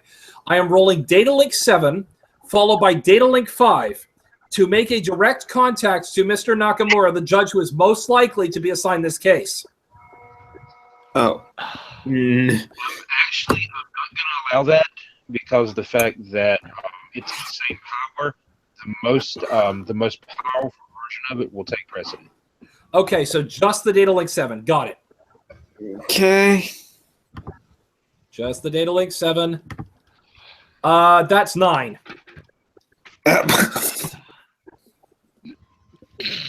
Why do I get the feeling that the judge, for some reason, it has the song that doesn't end playing over and over in his head now? Get out of my head, Nishi. You said some. I was gonna go a different tack, but You said someone a message. Basically, what's was worse he trying is- to contact? Yes, All right. contact. Not try to data link to his mind, data link to his computer. Oh, just get into it. Okay. Ladies and gentlemen, I'm actually going to caution you here, as I try to do oftentimes. Powers are not the way to get out of this situation. Well, Uh-uh. you don't know that he is a power. I know what he's attempting. He's not using it the same way as you think he is. Oh no, I'm not thinking that he's gonna do anything crazy. I'm just actually cautioning him talking to the judge because he doesn't exactly have the best track record right now. Okay.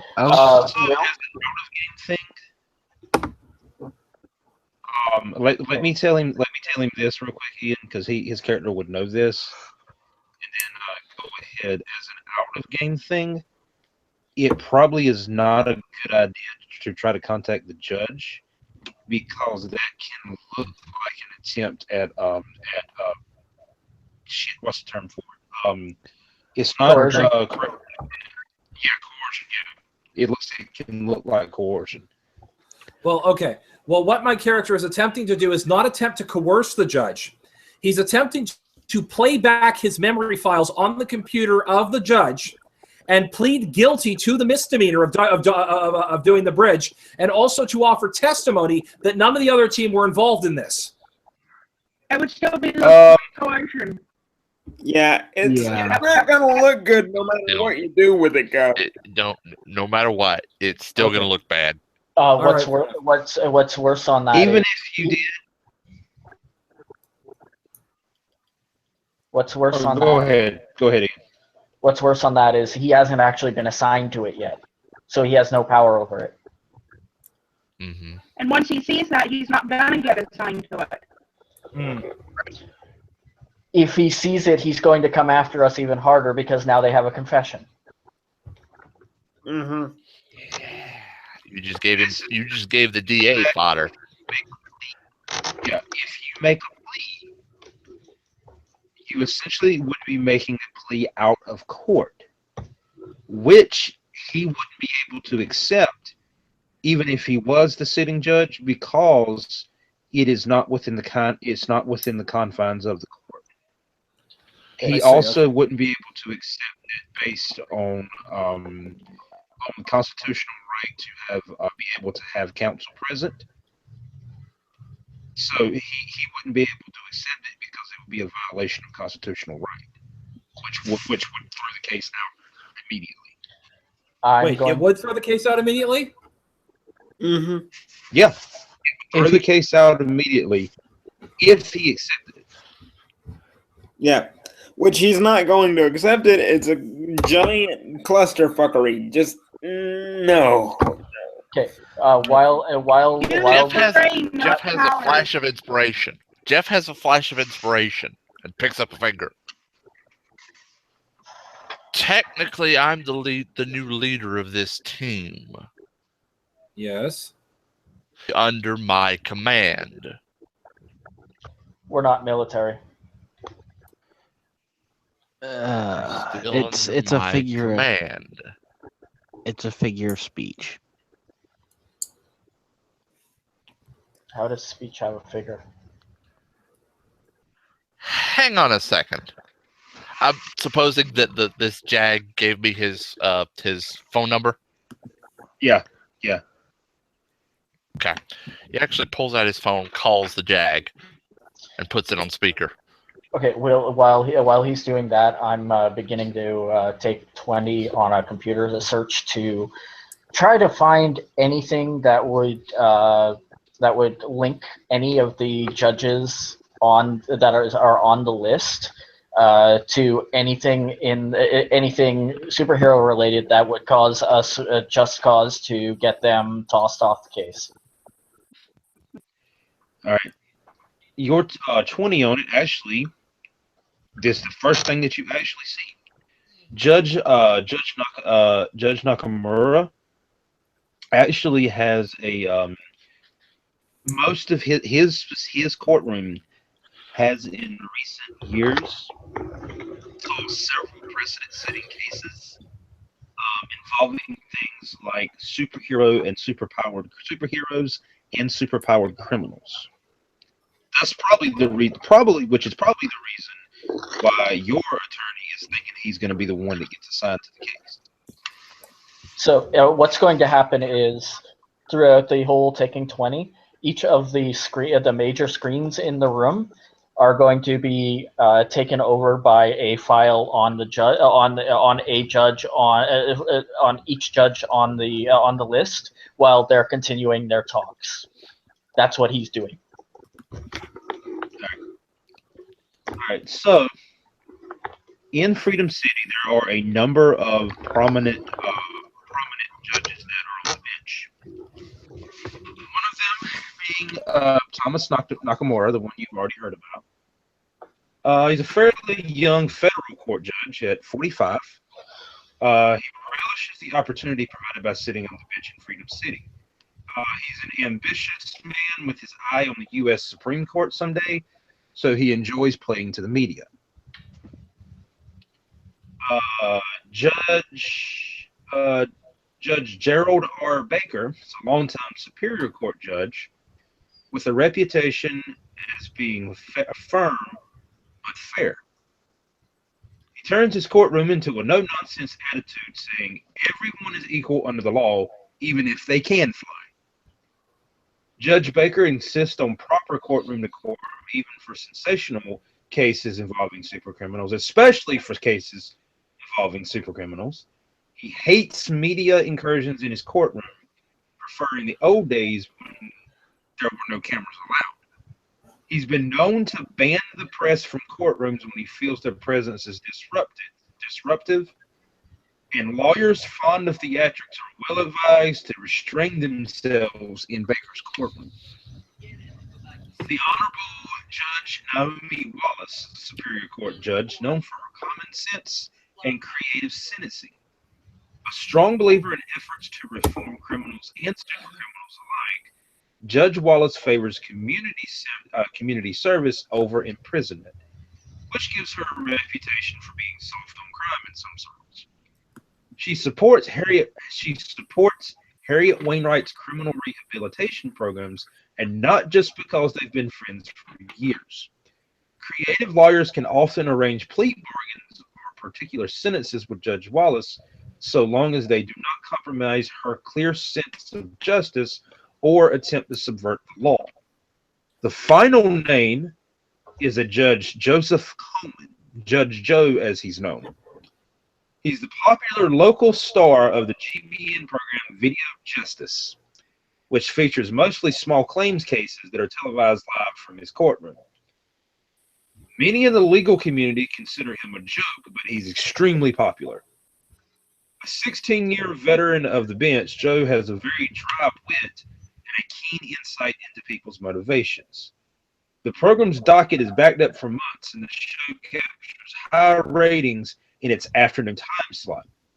GBN, this is the television station, continues to try to get some, quote, real-life superheroes, end quote, on the show, but small claims matters involving supers are thankfully rare.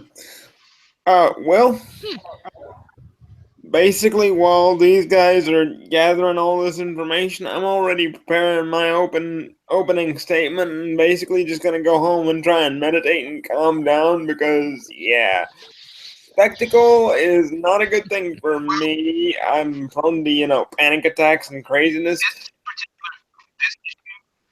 This issue, some of the case is going to get handled. Basically, the opening statement, the opening motions and everything are going to be handled this issue. D10 is going to go through go through files on judges across the state to see which one would be the absolute ideal judge to be in charge of this case.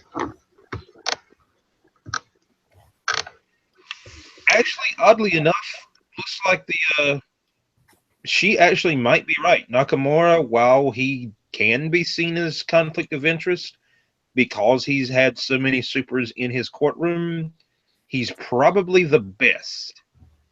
Is he the as best far as public opinion? Yeah, even for you guys. As far as public opinion, he's probably the best. Screw public opinion. Who's the actual best? Take public opinion, toss it out the window for the moment. Baker. Because Baker's the one that's going to treat it. The Baker is the one that's going to take the case with the most seriousness and not turn it into a media frenzy. Okay.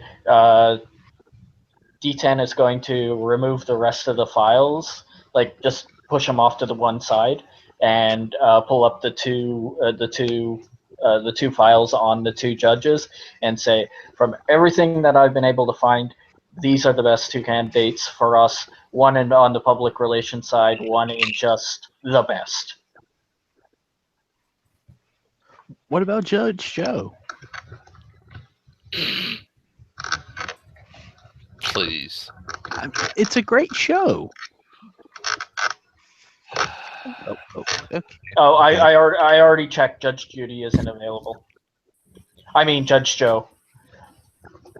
Okay, so Yeah, funny it may thing- be a good show, but we need to get this dealt with as quickly and efficiently as possible, preferably as favorably as possible. And God, I do not want this in the media. Yeah. If I have to be hanging out in a courtroom, not in uniform, my cover's going to get blown, and then I'm going to have reporters all up my great old one's forsaken door, trying to get into my apartment, and I'm not up to that. Okay. So while all this legal debate is going on, essentially what I'm doing is testing out a facet of this new device, working on conjuring like small bits, because one of the powers of this Ymir gauntlet is object creation with the permanence power feat to it. So All right. Vice is just trying to create like small diamonds while all this like legal hoopla is going on, just to give him something to distract himself. And that's a 19, so yeah. You a diamond, sir.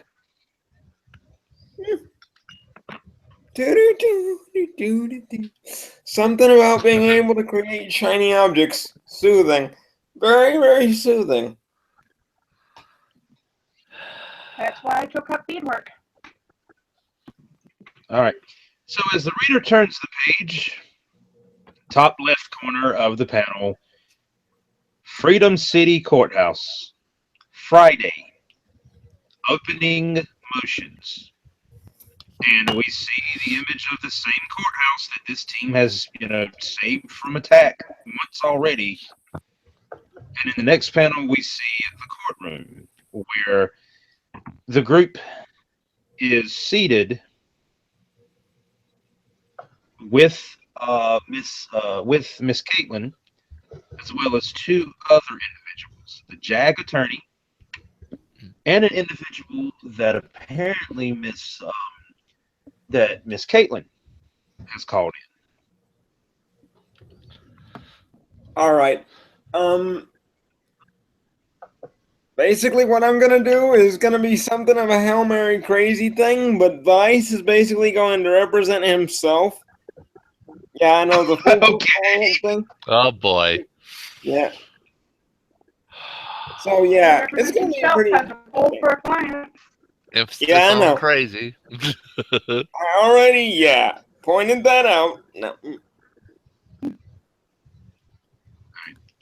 At which point you see that the bailiff has entered the room and a speech bubble appears from the character. All rise.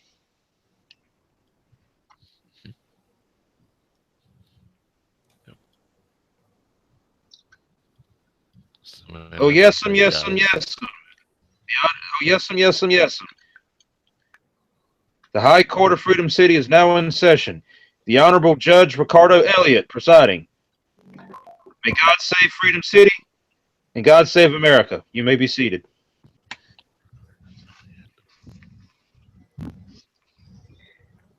The next panel, you see Aranya biting her bottom lip, and the thought bubble above her head. Don't ask which god, don't ask which god, don't ask which god. Beautiful. Beautiful. All right. The judge that is sitting here, obviously, now his name did not come up in any of your research. The gentleman looks to be a actually somewhat younger judge, maybe about his mid-30s. Slightly graying hair, even, which is odd for his age. And even under his, the black robes, you can tell that the man has a bit of size to him, more muscle than fat, and as he begins. All right, ladies and gentlemen, good morning. Welcome you to the third district court of Freedom City of this year. Let me first begin by reminding those in attendance of the rules of decorum of this courtroom. We expect for all of you to remain quiet unless you have a case being heard or unless you are testifying. I stress heavily any attempt at theatrics or any attempt to cease such theatrics that have not been ordered by myself will be met swiftly, and I am not above placing the entire courtroom in contempt of court. Let us first begin by our first case this morning. Mr. Prosecutor, what do you have on your docket today? The gentleman sitting across from you rises. Your Honor, we have the opening motions for the case of the Freedom League versus the City of Freedom. This is the opening motions I've said to the trial, and I will invite my opposing counsel to make any statements that she would like to make as he returns to his seat. Caitlin stands. Sorry, Will. Just I don't know if you can see side chat or not. I can't. D10 is going to use his cell phone to get a file on the judge. Basically taking 20 with his cell phone. Okay. Your Honor, you know me, I am Caitlin Greenville from the Public Defender's Office. My co-counsel here is Captain, and whatever his name is, I forgot it. Judge Advocate General from our local naval base, and I'm sure all of us here know Miss Harriet Wainwright from the Probationary Office. Let me first begin by saying that we are going to be placing pretrial motions into effect, which they should be coming to your office within the next couple of days, Your Honor. Pretrial motions include such attempts, such as a possible change of venue, a possible change of, and as well as a possible change of presiding judge. And obviously, I am well aware of the fact that you, Your Honor, are not are simply the pretrial judge on this case, and in no way will ever be the presiding. But in my experience, I find that the situation that we have on our hands here is delicate, and I feel, as well as my counsel and my clients, feel that the situation needs to be handled delicately. I believe Mr. Weiss had wished to, against my judgment and against my advice, had wished to represent himself. I had not heard any similar requests from any of the rest of my clients. She looks back to you guys, hoping and praying you don't make such a request.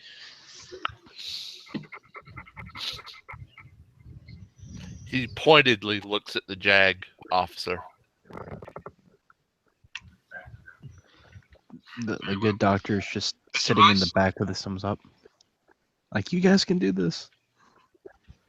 Yep. Mr. Weiss? Yes, sir. Basically, Caitlin's turning the courtroom over to you. Okay. For opening statements for you. All right. And just to kind of set the scene here, just to kind of set the presentation, he looks immaculate. His long blonde hair is tucked under his hat. His shoes are shined to the nth degree. The buttons on his dress uniform are basically polished enough to shave in.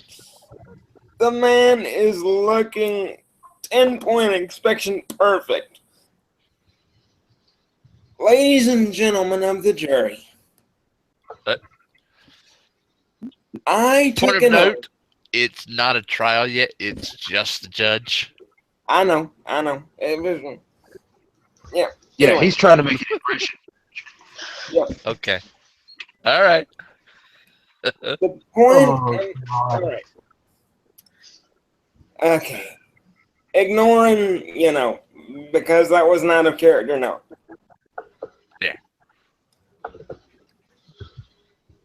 As a man who took an oath to serve and protect the citizens of this city,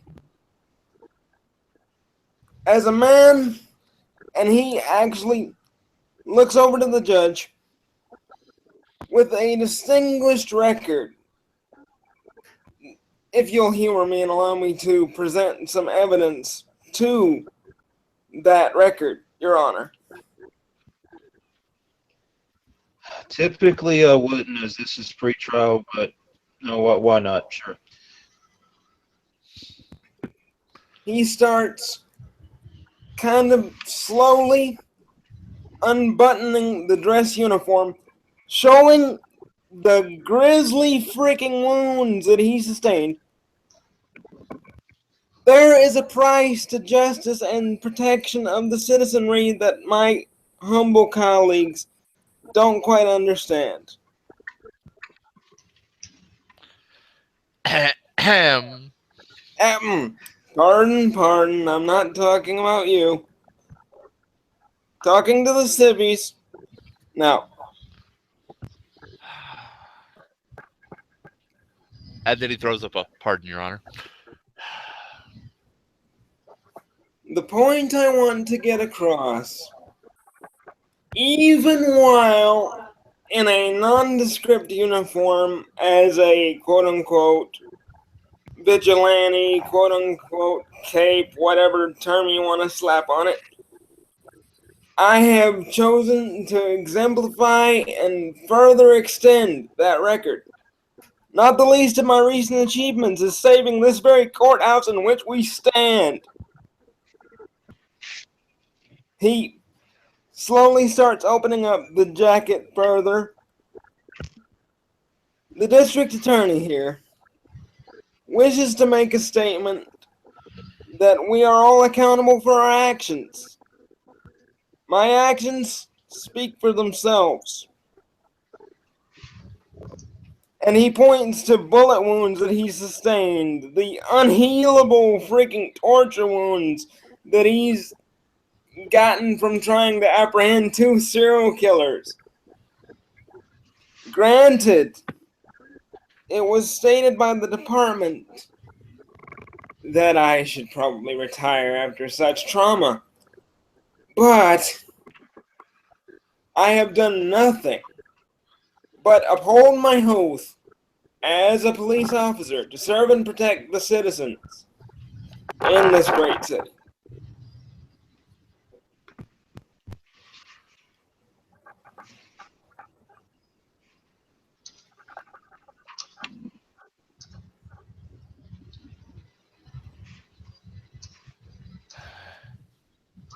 He may have dropped.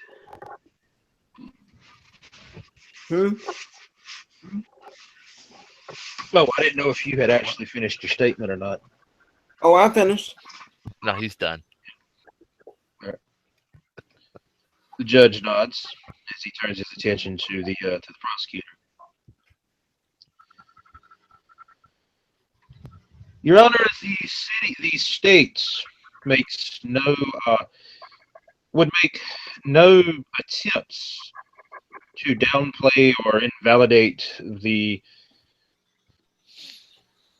efforts of Mr. Weiss and any of the team that he is associated with. However, Mr. Weiss, you are correct. It is necessary that those that have been trusted with the protection of our people are to be held accountable by those same people. Yes, again, the state is well aware of the fact that the Freedom League were instrumental. Dare I say, the very reason why 2 convicted convicts were placed back into confinement.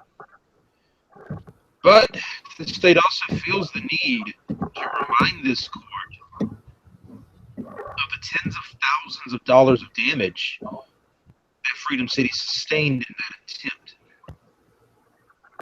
Are we to allow individuals such as the Freedom League to continue to operate in this manner with such reckless abandon? No, Your Honor, we are not. Are we to hold the Freedom League to a different standard solely because they are just slightly different than the rest of humanity? Again, Your Honor, no, we are not.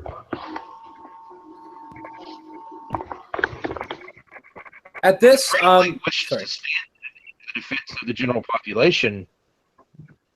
This should be held accountable as the same as the general population. And with that, you guys hear something, almost like a rumbling of sorts.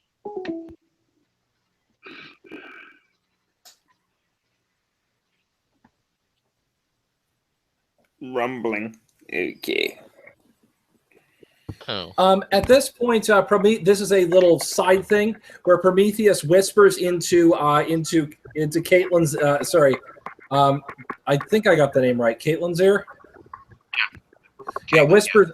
Yeah, whispers into Caitlin's ear. Her full name is Caitlin Greenwood.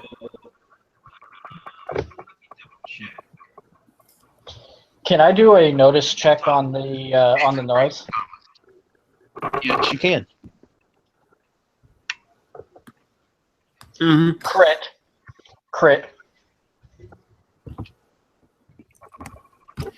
It is coming from outside, and it is a noise that you immediately recognize.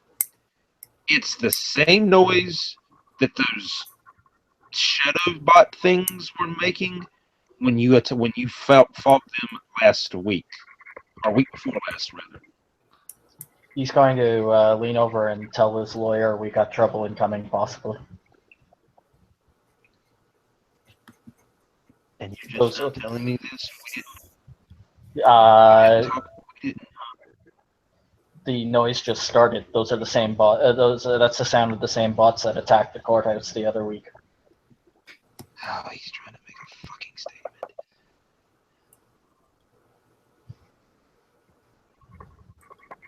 Alright, thanks for letting me know. If I tell you to run, get behind me and then run.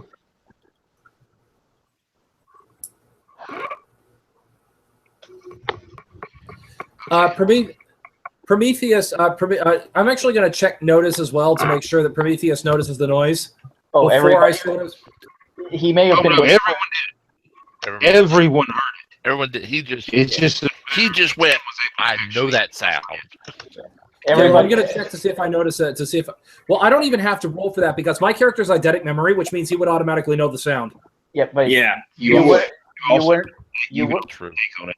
wouldn't have to. The amount of room that's around the table for the defendants is small enough that even whispering to the lawyer, everyone at the table would hear it. Yeah. You've never actually been in a courtroom, have you? No, never mind.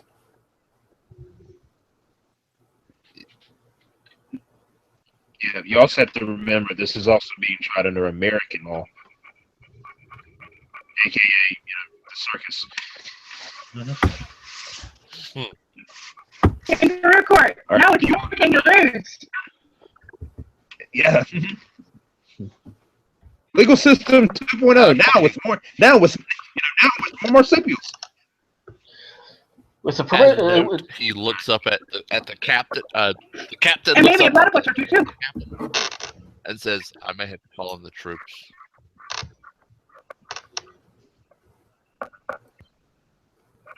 And he glances out.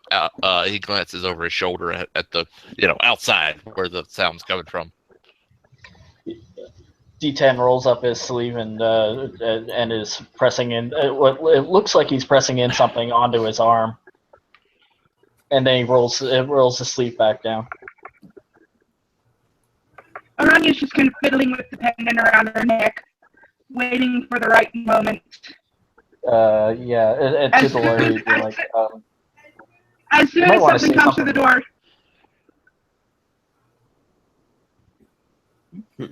Huh? D10 will look over at Actually, Will? at the lawyer and say, you might want to say something to the court. This. Jeff puts a hand up to his shades and just goes. Outside is where he's summoning them. Yep. All right. As the prosecutor finishes his statement, Caitlin hits her feet, causing the prosecutor to hit his, and she speaks. Your Honor, I'm well aware of the gravity of the case, but I feel the need to request a short recess so that my clients and I may deliberate. The judge nods as he turns to the state. The state has no objection. All right. And Very well. sorry. 15 minutes. Make it quick, man. As he taps the gavel.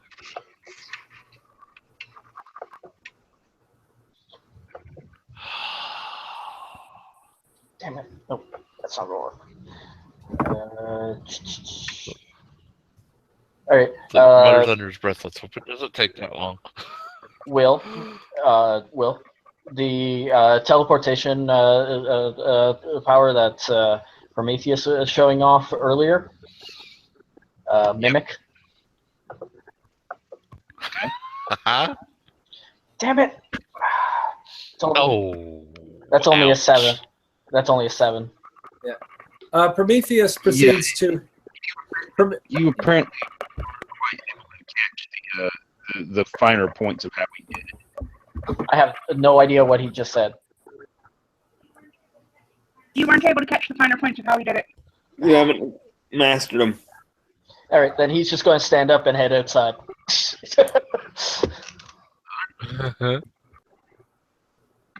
Aranya glances over at the lawyers. Does this mean we can get up and take care of this? Yeah. Recess is recess. 15 minutes. Alrighty then. So let me grab Dice Stream up here, because before we do anything, I am popping off plane to change into my uniform. 16 on the die. It And is successful. Yeah, You only needed a 10, honey. yeah. D10's not even bothering changing. He's just heading right out the door. Mm-hmm. it doesn't take Aranya long, because underneath her court clothes, she's already wearing the black tight shorts and boots. So she just pulls the rest of her clothes off and puts the sparkly tank top thing on and pops back to reality. All right, let's do this. Gravity. So, Sorry, had to. Pardon? Said, oop, there goes gravity. Sorry, had to. So, I what didn't is hear that. Every single one of you is about It was an Eminem joke. It was an Eminem joke in an Eminem game. That's like It breaking was the a fourth wall. meta- That's it like was a 16 meta walls, joke. man. so what does D10 see when he steps out first? You see one of those shadow bot things that you've already fought before, but this one looks a little beefier than the last ones that you got in a fight with. Also joining this one shadow bot is a series of what look to be battle suits. The same picture I told you to have ready, that's what you see. Yeah, of course you would say that, and I wouldn't have it. We're not ready. Sigma. Hold on. It'll take a second. Wait for it. Oops, it's not what I'm looking for. No, I am about. I am about to hit them one more time. So, yeah.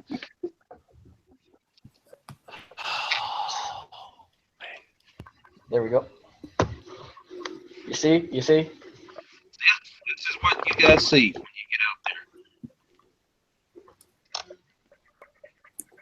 Okay. Speaking is a free action. Always. Yes. I trust I won't be in some form of judicial misconduct if I decide to save the courthouse yet again. We're recessed right now. I don't give a fuck.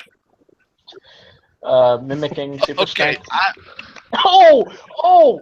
That Vice and Firewolf are right beside each other. He literally picks you up by the shirt and just dashes. You both did- Yeah, I just got a crit on mimicking the super strength. of Yep. Pro. Does that add anything? Does that add anything to the mimicking of it? It allows you to get the maximum, which basically means which you can't get more than he has in it anyway. But you've got the same amount when he has in it off the crit. Okay. Yeah. You remember those series of buttons that D10 pressed on his forearm? Suddenly, from foot to top of his head, there's now a shimmering force field around him as well.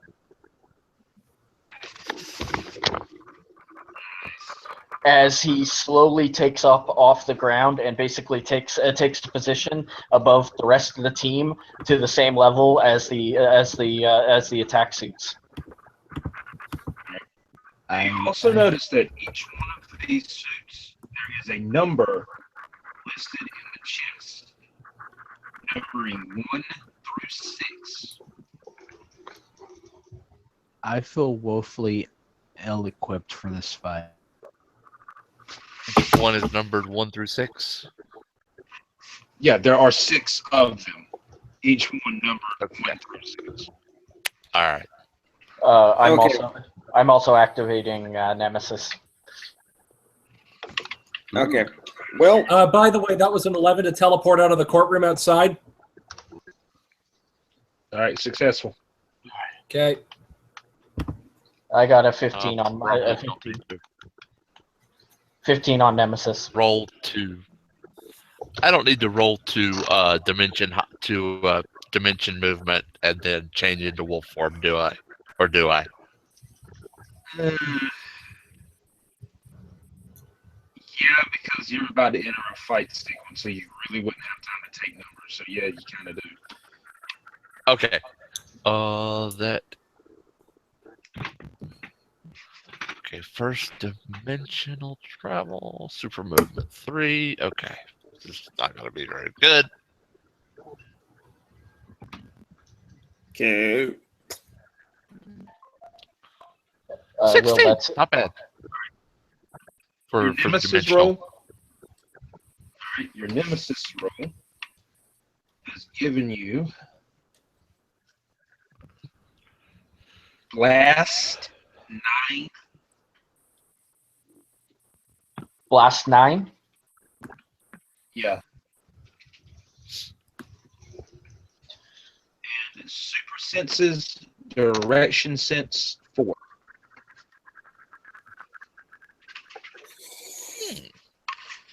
Oof, Blast 9. Ouch. Wow.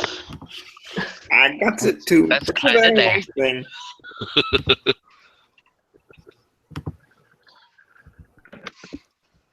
What would you guys like to do?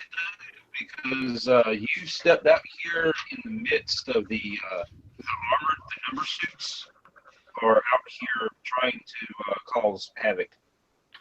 They don't look to have a real they don't look to have a real purpose for being here. other than just to be a pain in the ass.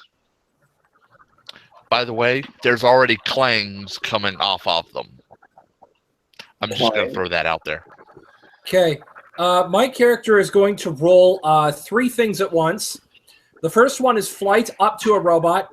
The second one is to punch the robot using super strength. And during the third one, to take basically that robot that was still sitting around, to try to data link it and basically have it fire something to stun some of the battle suits. All right, now that's a bit much to do all in one round. I mean, you could pop some hero points and do it if you want to, but that's a bit much to do. And before you pop a hero point, be aware of the fact that you already have 1 villain point. How many hero points do I currently have? It should be on your sheet. Let me check my sheet. Where would I find it again? Shouldn't we be rolling initiative though? Yep. Looking for my hero points. Surprise round. Guthrie, have you By the been way, taking notes, Guthrie? Pardon? Have you been taking notes when we get our hero points at the end of every episode, Guthrie? Well, he said that should be on my current sheet, so. Yeah, if you've been taking notes. Let me just. you had more than 1, which is why you're not a villain.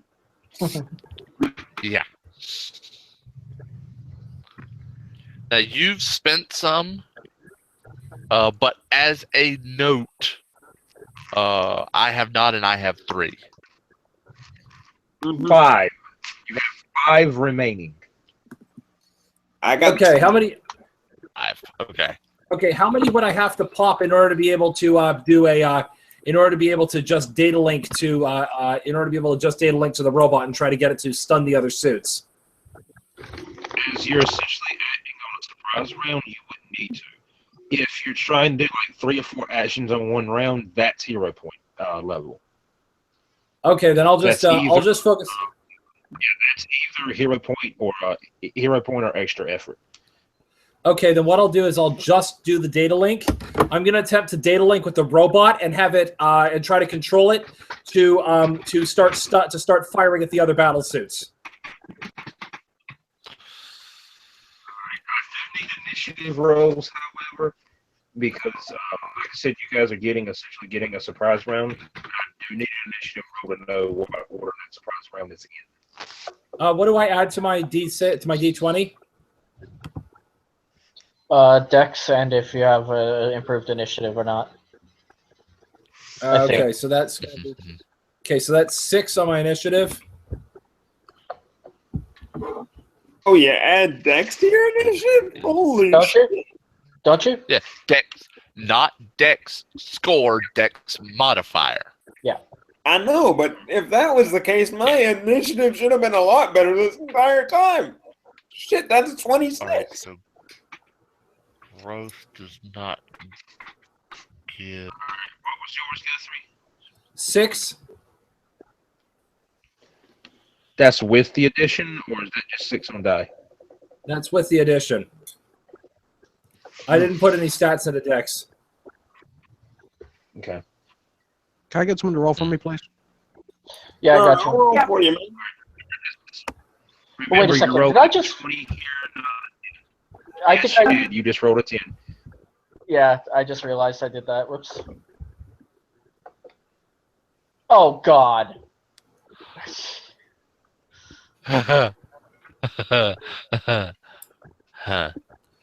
Watch. Okay. All right. And Go what I'm last. gonna do is to roll. All right, let me.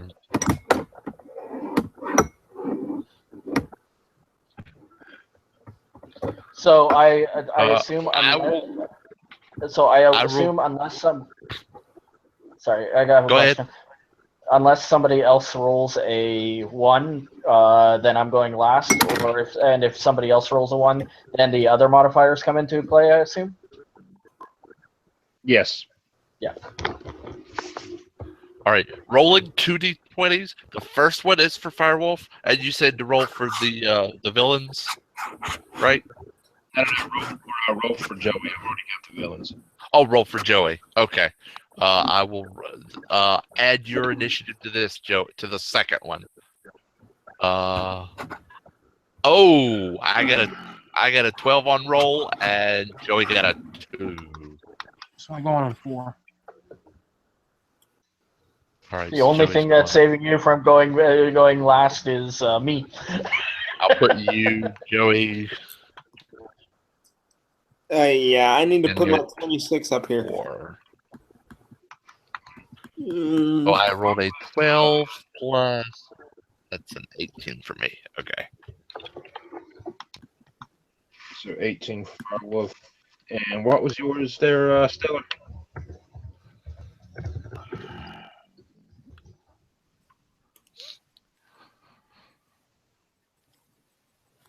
What was Mishy's? Did anybody catch it? 5. Mine was 5. All right. Okay. Yeah. Unfortunately, all of the NPCs wrote, just about all of them wrote better than you did, but you guys have this surprise round. So, Vice, looks like you have the first surprise round. Mm-hmm. And given the fact that I have only one proven method against robots, I'm gonna beat a motherfucker with another motherfucker. Have a nice day with that. All right, roll that TK. Alrighty. And, well, shite. That's gonna be a 12. All right, now I need to roll an opposed TK and crit fail it. Oh! Yoink! Okay. So, He just got meanwhile, yoinked. Robot 1, just kind of describing this, the panel just kind of broad pans for a minute, and the robot is seen there's literally this kind of vague crushing thing going on, and it's just backhanded into its next opposing friend, just literally, hi Greg, smack. Greg is his name. Craig. I'm Wait, he old just- Craig! No, wait a minute. Sorry. That means he's a superhero, he's a named villain now, which means he actually has hero points. Thanks, Josh. No, Retro. yeah. All right, so you wrote what? Okay, what was the actual TK roll so I can know his defense against it? Because he failed the opposing roll, but he still defends. 12. And so what's his defense? Google Gadget PDF has a toughness.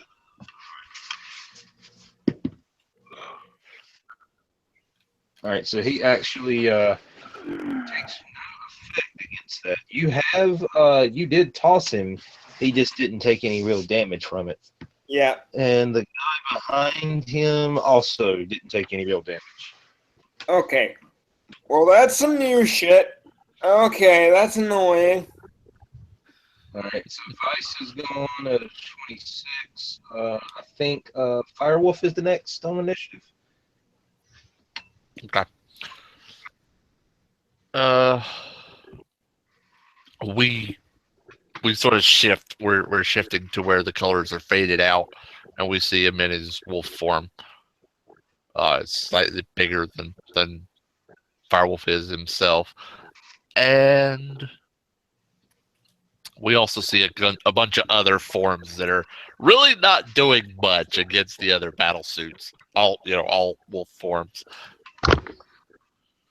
Strike 3. Okay.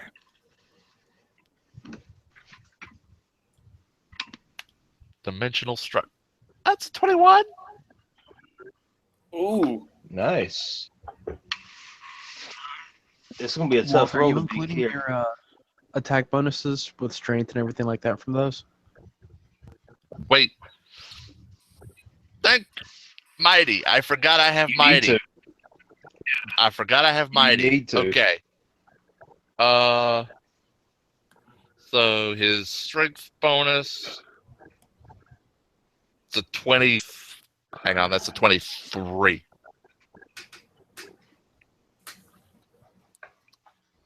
Alright, so he failed it, but not by more than 5. He takes a Hang on. Wait, what's that noise and where is it coming from? It's a good question.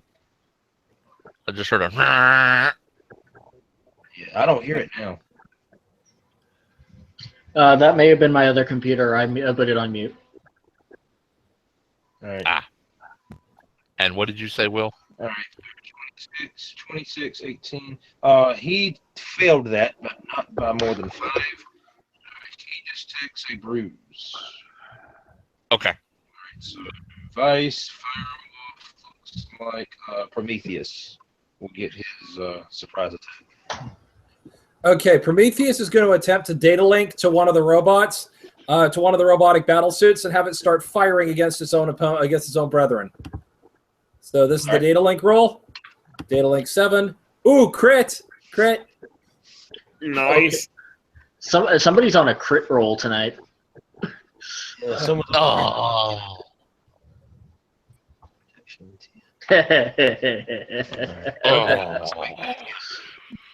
all So do I all need to puns roll to string. confirm? For those. I'm sorry, good. Anyway. This is that moment in Dragon Ball Z when the powers bounce off each other. Because I just crit succeeded his defense. Oh. Oh. Ouch! That power. Although you were crit succeeding his defense does tell you, Prometheus, this isn't a robot. This is an actual person inside the battle suit. Yes. Okay, that changes things. Can you share with Are you? Yeah, Yeah. please. Prometheus shares with the rest of the class and says, "Be careful when you drop these battle suits. I don't want Nicholas to spark." Damn. Saying what? Cheesy jokes. Oh. And this is in Wrong group to say something like that to, because D10 will have absolutely no idea what the hell you're talking about. Yeah, Arani just looks at Prometheus and goes, "I don't know what you're talking about, but I need some." Damn, man. And this is just in character dialogue in the middle of combat. I need to get you a damn joke, but what the? No. Wait a minute. Don't tell me he's going with the bands again. Joke alert! So, yeah, Stellar, you are next on initiative, I believe. Well, having not understood what the hell that was supposed to mean, I'm going to roll for a dimensional pocket to get my crossbow out. I'll be back in a minute. 5 total. So as you reach through the dimensional pocket, attempting to grab your crossbow, Firewolf, you feel yourself pulled through a dimensional pocket by your ankle, and you feel yourself land in front of. You see yourself landing in front of Stellar Wind. You see? You're not my crossbow. You see a red and for visual, because you know this, Krenos in front of you. I know. Let go of me. Arani calmly lets go and steps back. Oh. And I'm hoping as a free action I can just roll to step back and go back where he was. Yeah, you might as well. Okay. Yeah, I've probably made it. I'm good. He just steps back and he's gone again. That's not my crossbow. Aranya makes a mental note to check out what's going on with the physics of the multiverse at the moment. Okay, so Firewolf has a new nickname. He's now to be known as Crossbow.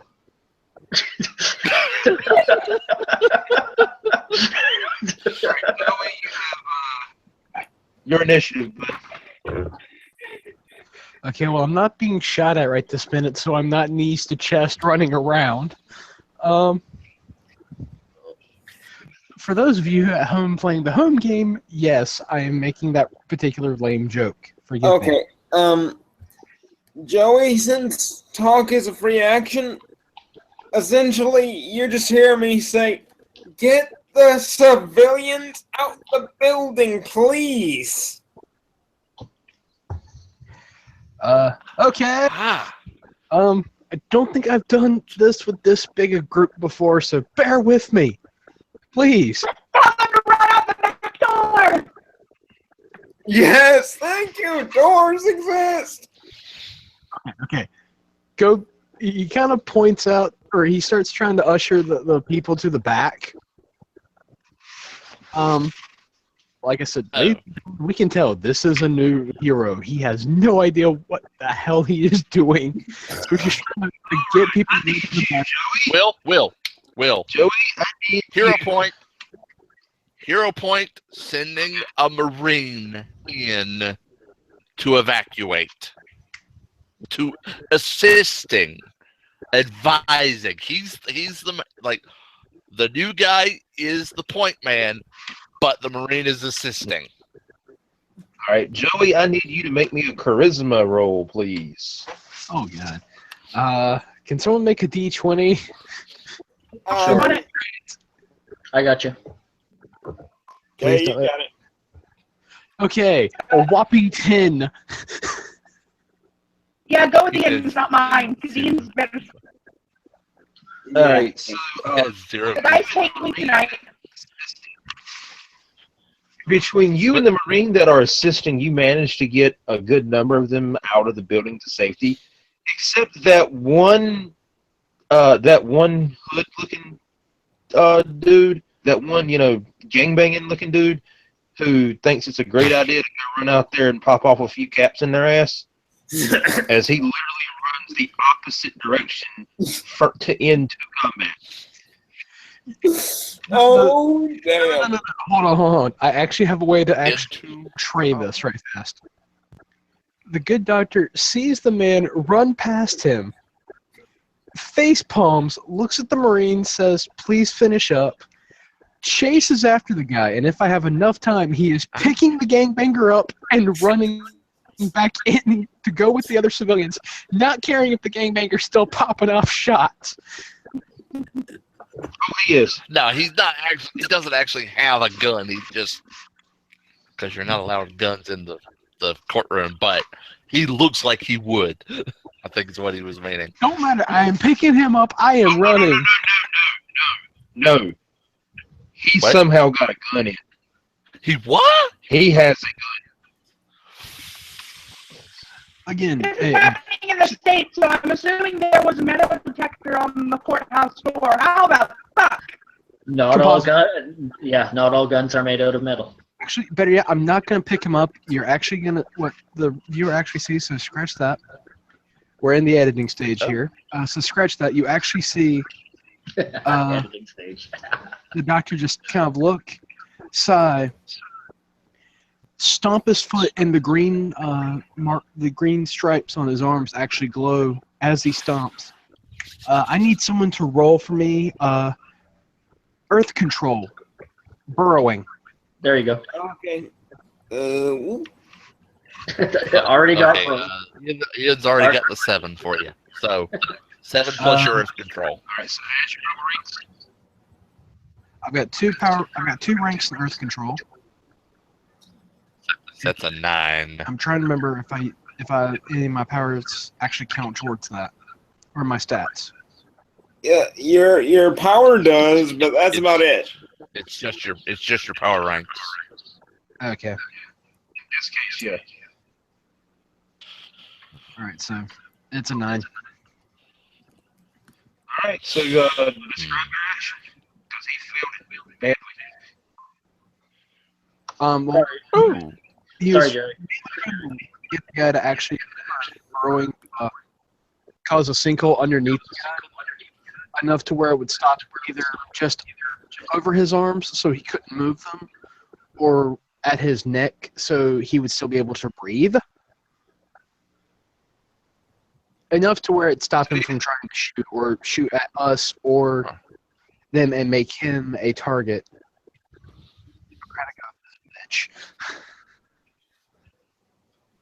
As he kind of, you know, as he was enveloped the earth around him, he had kind of turned back to try to speak to you.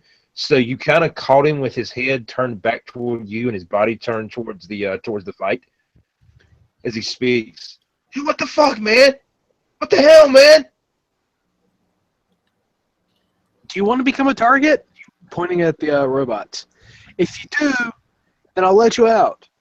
In which case, I'm really going to feel bad if I have to doctor you. I ain't gonna be no target, man. Don't you know who I is?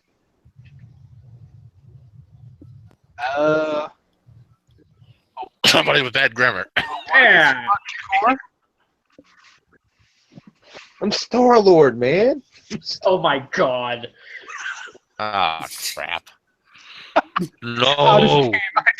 Hold on, hold on. No, Wait. I gotta do it. D10 looks back and goes, who? Chris Pratt, you ain't. And at that,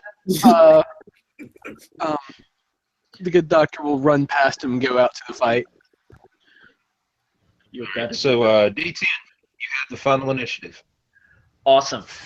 Just so you're aware, there is a hero point that's going to be spent in my turn. First action is to attempt to mimic the super speed from the previous issue. All right. That's 11. That is successful. Awesome. And my actual attack is going to be to scoop down underneath the big giant robot. And, well, let me put it this way. You're referring to when you say giant robot, you're referring to the shadow bot, right? Not Yeah. the actual number. Yeah, the big guy that's on the ground. You remember how I have that environmental capability? How I have immunity 9 life support? Maximum lift. All right, Iron Man.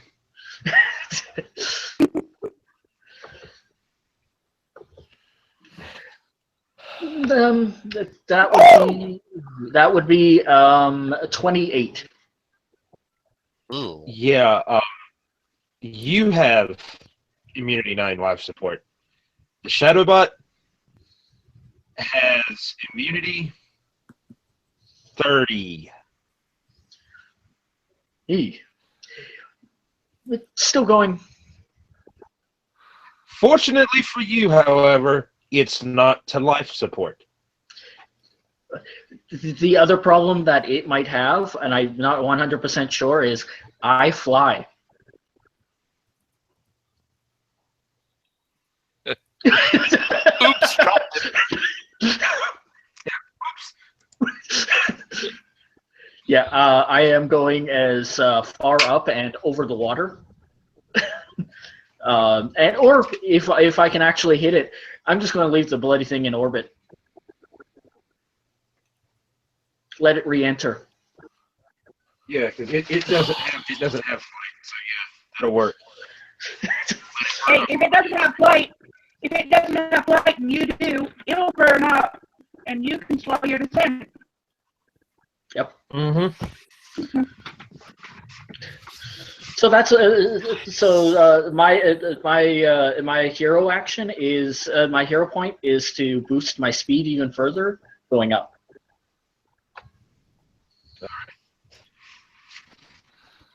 So we now have a DARPA and U.S. Missile Command just saw 2 bleeps appear on the screen. And they can't account for it. I can just see the guys in the suit, the armored suits, going, "Hey, didn't we just have a? Didn't we just? Where the hell did it go?" Can we say because of proximity, it's showing up on Jeff's Oh yeah. because GPS just bling, Yeah. bling. By the way, loving the session. Cheesy jokes aside, it's been a great game. Loving it. Yeah. All right. Now I need you, there, D10, if you would. I would like a reflex save from you. Reflex save. All right. Nine. Ugh. A total of Yeah. 9. All right. So that wasn't quite enough. So in the process of boosting this dude into orbit, you apparently didn't see the satellite that you just hit. Ouch. Do you need a toughness roll? Yeah. All right. Well, my force field is active, so that would be 22. All right. Let me get its attack against you. And it failed, so you are fine. There are, however, about 30,000 customers without GBN television access right now. Oh man. Yeah, and am I at an angle that I can just toss the shadow bot right at the right towards the sun? Yes.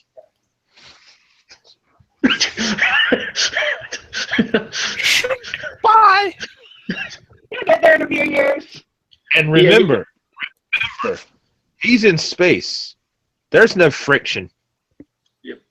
So Go. what I do is I let go and I do this cool backflip kick. That's what a full page panel of D10 doing a backflip kick at it, sending it shooting towards the sun. Show up. Got lots of on your feet. Yeah. But that's what this is all about. You're good. That's the initiative, the opening surprise round, if you will. Now full attack initiative, and Vice, you have the first. You have the top of the initiative. Okay. Seeing that TK is not working, how close is Firewolf since the crossbow incident? Probably 10, 15 feet away. Jarhead, I'm gonna need you to come over here like ASAP.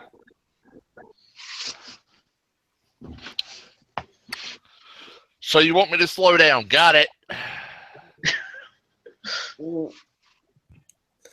Alright. What is he wanting? What is he wanting? Gonna have to borrow Say it. something from you. So what I'm actually gonna wind up doing is trying to mimic and getting your growth mojo, brother. Seeing if that roll works for me. Oh. And gaboosh. That's a 23. So yeah, the growth works, but it's not putting you into wolf form. You just look like a big ass version of you. Yeah, you just go big. Yeah, I know. It doesn't matter. Which is, hang on, let me get what that actually gives you. He goes up the large. No. I don't have 4. Oh, You have to have 4 ranks to go up to large. He just gets a little bigger. Okay. +2 to strength and a +1 to con. That's good. That's important. That's useful. All right.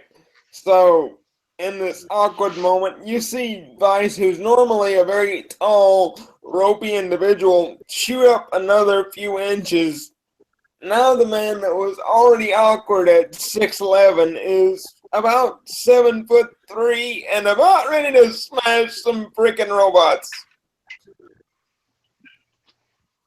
Yeah, because nobody other than Guthrie knows that they're not robots. Mm-hmm.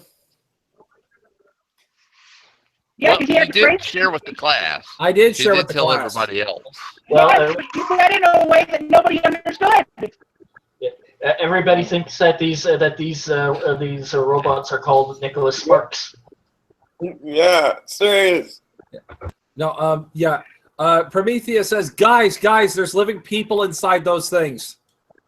That is poignant information. No! There we go. Why did you fucking say so? Because I was trying to crack a Nicholas Sparks joke. Bad idea. Way to tell me. Friends. And there's still a member Why of are the the group, geniuses always such dumbasses? and you guys still have one member of the group that has no idea because he's in orbit. Yeah.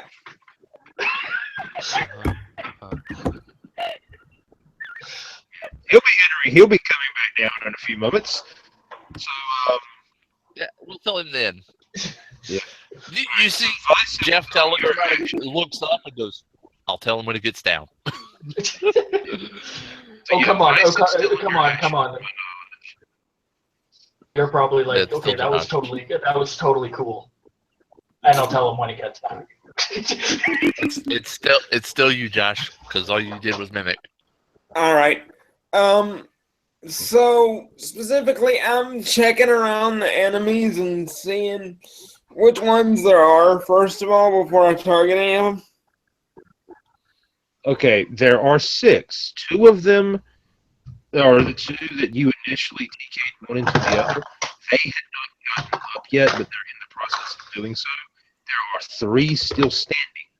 Numbers 1, 4, and 5 are still standing.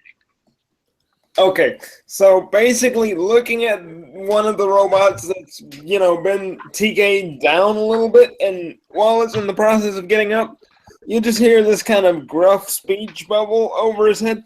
Let's try this shit again. When I knock you down, you stay down.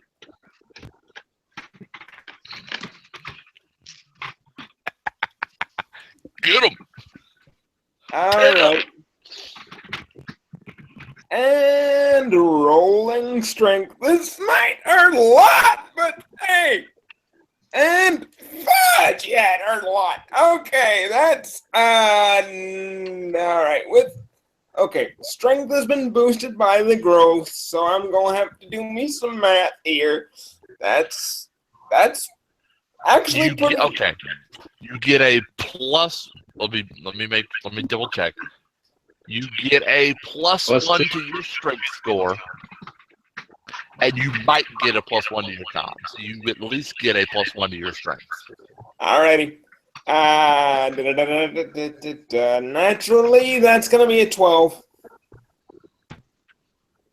Yeah, he, you think you now have noticed what didn't work. Immediately upon you stretching out your hand to attempt to lift this thing, you see that the heel of its boot almost kind of slams itself into the ground.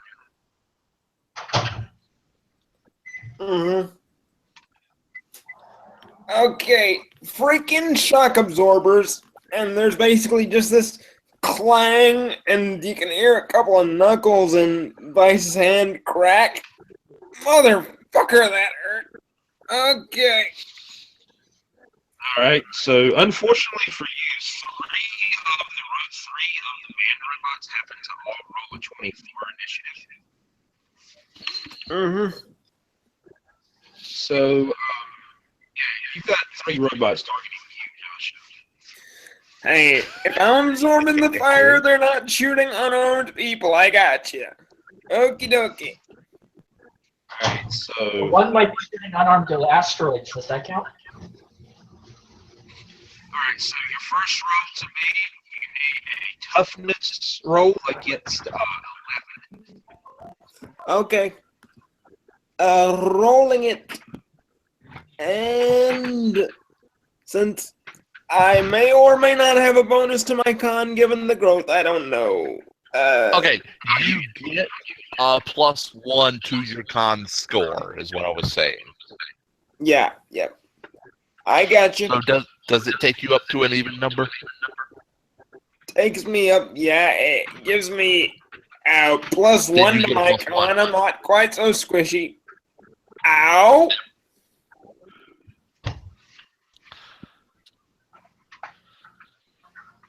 So is that a Yeah, I got hurt. what's the All right, the full score with the +1?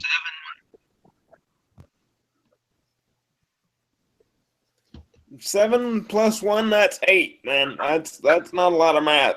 So here's what happened. Oh, Here's what happened. okay. You needed to break. You needed to beat an 11. Yep. You did not beat it. So you take a point of bruising. Yep. You didn't fail it by more than 5, so you only take the point of bruising. And what bruising does is it subtracts 1 from your defense roll for every point of bruising you have. Mm-hmm. Gotcha. All right, now you've got an additional defense roll to make at 15, 16, 17, 18, 19, 20, 21, 22, 23. 23. Oh, shit. There is no way Oh, man. I got a 9.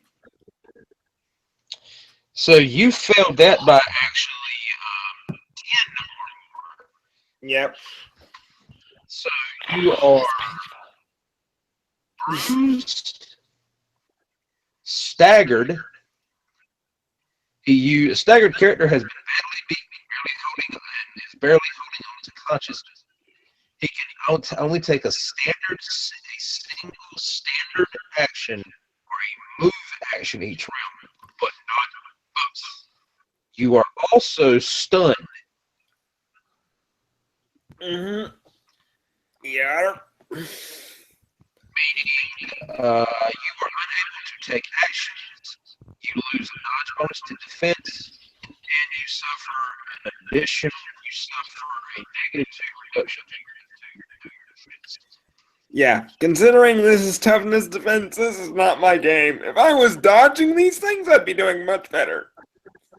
And you also now have an additional because you can't take actions, so you can't take the defense on this. So you now have failed by 15 or more, so you're unconscious. Okay. Ouch. So 26, 24, Firewolf. And yes, you did just see Vice go out and get knocked out. He got smacked Okay. hard from 3 different, the 3 remaining armored guys that are standing, basically just stretched forth their hand and smiteth him, and they smiteth him quite well. All right. Let me see what their thing is. I can properly bring some stuff in on the wolves.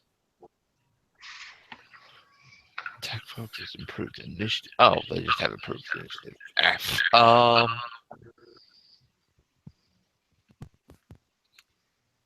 Mm-hmm. Hang on. Checking something. Checking stuff. Let's see which way I want to do this.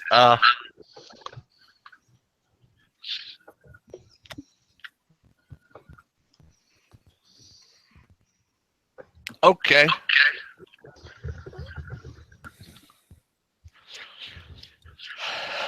Drops out.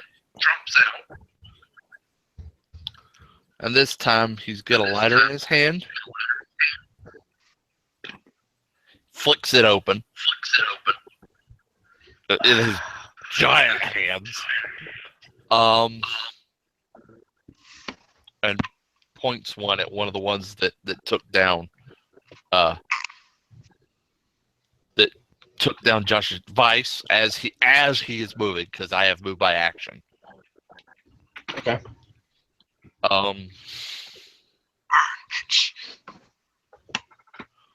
And that is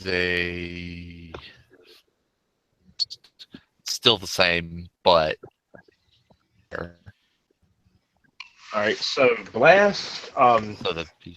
Actually, What? blast is a different kind of power. I looked this up the other night. If you look up blast, you will see that it I have an has AP for its of fire control. Yeah, you'll see for a blast that the effect is attack. So this actually is an attack. So you add your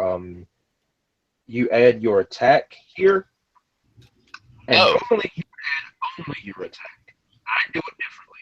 You add your attack and your power ranks. Ooh.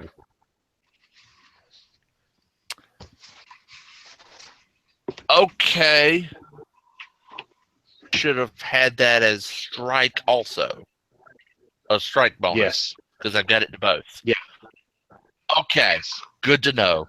All right. So that means 5. I'm adding 8 to this. 19 to one of them. Okay. All right. Let's roll his defense of ow.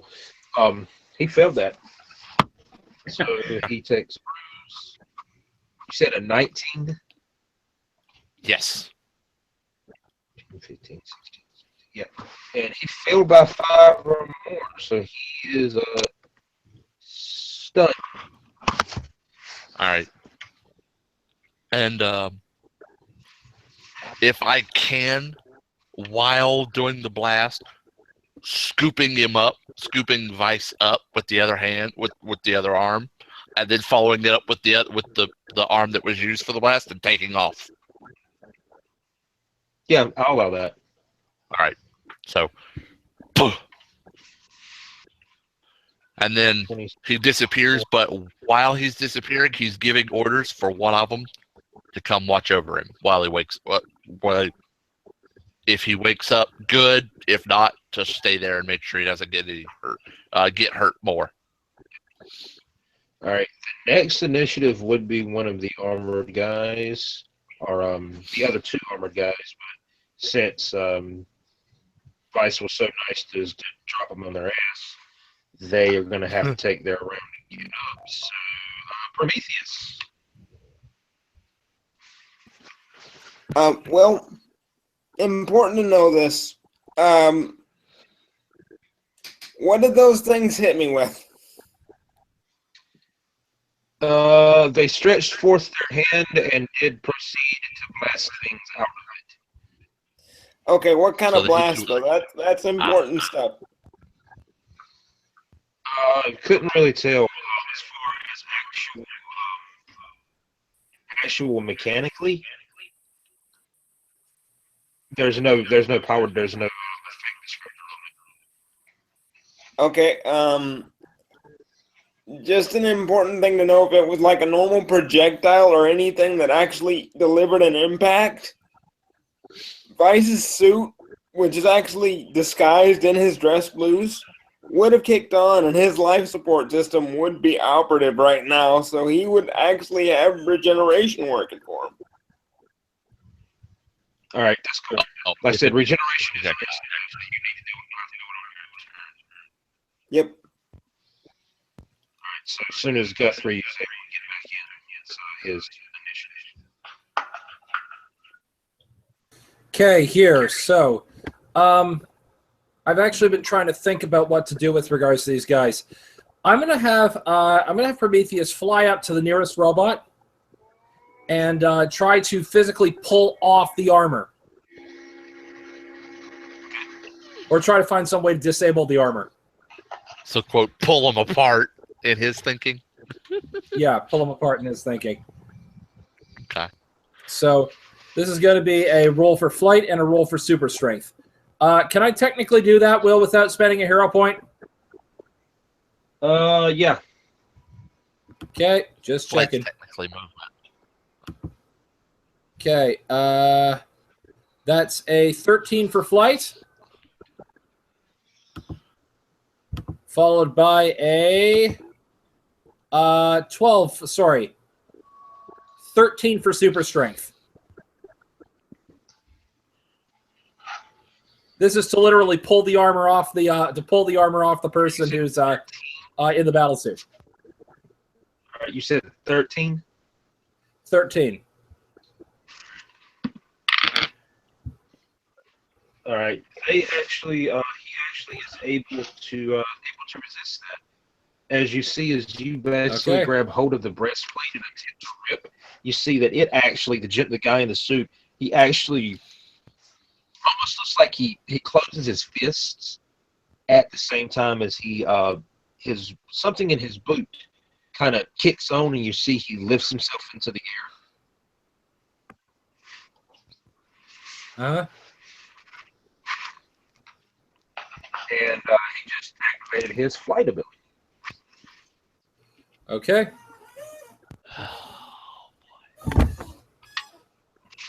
Joey. All right. Okay. How about to? I'm stepping outside after I've gotten the civilians out and looking at the whole situation and everything. Well, on a good note, they're not shooting at me, so yay. Bad note. Where is the? Are any of them trying to sneak up on any of the others, or are they just kind of all standing or flying around, being all intimidating and evil? The only source of any real sneaking or anything that you can think of, the two that Vice TK'd into each other earlier are still getting up. The other three two of them have lowered their hands and are just kind of standing there prepping the next attack. The third one has took to the air. Okay. And the big bad one has disappeared. He's left the building. Along with D10. Okay, the one of the ones who's prepping whatever weapons or something like that he has. Again, you see the this time instead of green glowing, it's red on his arms. Pulls up what looks to be a strike and launches a fire blast. Get him! And that is, unfortunately, my stuff's reversed and won't let me fix it. But that is a 16. You just missed doing damage to him. Ah. I rolled an 18. Although as you fire your blast, you see that it does actually hit it, but it looks more like it was more of a superficial blow than any real damage-causing attack. Well, I'm not trying to kill these guys. I mean, Hippocratic Oath and all. That's kind of frowned upon for adopted. Yeah. Even still, if it caused any damage, it was a little more than a cinch to the armor. Okay. I got a great idea. Oh shit! I'm sorry, guys. I just fucked that up. Mishi was supposed to go first, then Joey. So go ahead, Mishi. Oh, well, am I close enough to try to grab one of these guys and pull them to another dimension with me? Yeah, you can make the attempt. Alrighty. Cool.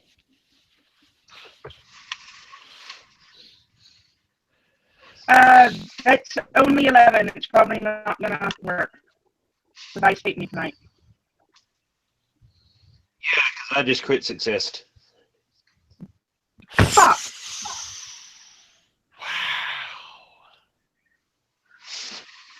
You're grabbing the basically grabbing Well- the one that has the number one on its number ones on its armor. As you are able to physically get a hold of the person, though in the process of trying to open the portal, it's almost like either he knew what you were doing or was just acting in his own defense. You feel yourself kind of get tossed away. Which means I get tossed through the partially open portal, which hadn't actually opened up where I wanted it to open up. I had a plan in mind for this. Who said you got tossed through? I had a plan in mind for this if the portal didn't quite land where I wanted it to land. I now have to figure out a way to get myself back home from a 9-dimensional space. No. I never said you went through the portal. He just tossed you. He tossed you off of him. He didn't specifically target you through the portal. Not specifically. The portal is still standing there, partially open. You're fine. You are where you were trying to go, but you are no. No, I guess I got thrown away. I guess I got thrown away from the hole I was trying to open. Yeah, you're still on the plane. He kind of hip tossed you off of him.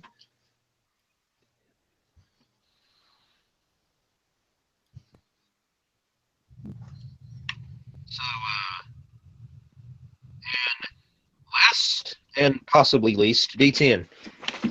All right, so It was now came back down into orbit. Or came back down from orbit. he hasn't actually yet. Can I target the blast attack into like a beam?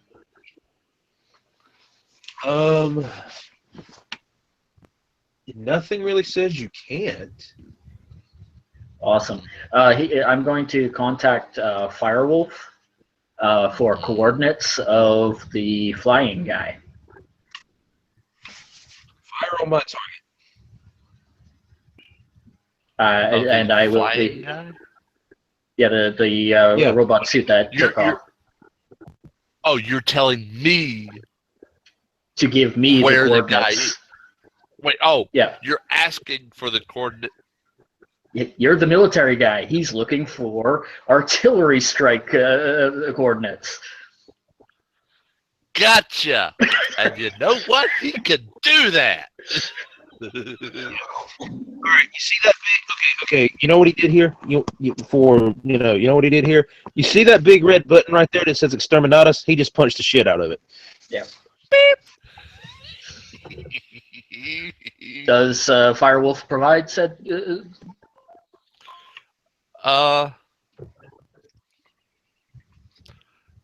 You're actually a link. You have because you're technically. You know it. Yeah, you know what it is. Technically, you have the coordinates of where he went. Yeah. Awesome. Oh my God. 27. Ooh. Blast 927. Ooh, shit. That's gonna hurt. This is gonna be tough. Yeah, and he failed by 5 too. So there's another one stunned.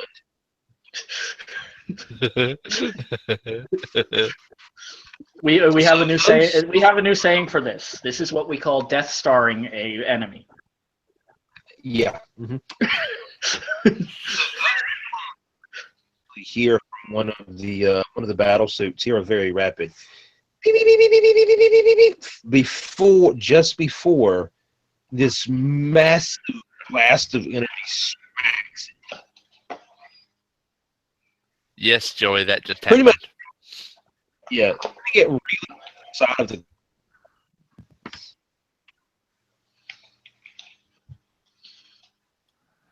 All right, preset or Vice, it is your turn, and you may now your regeneration will kick in now. Okay. Make the roll real quick and see how that goes.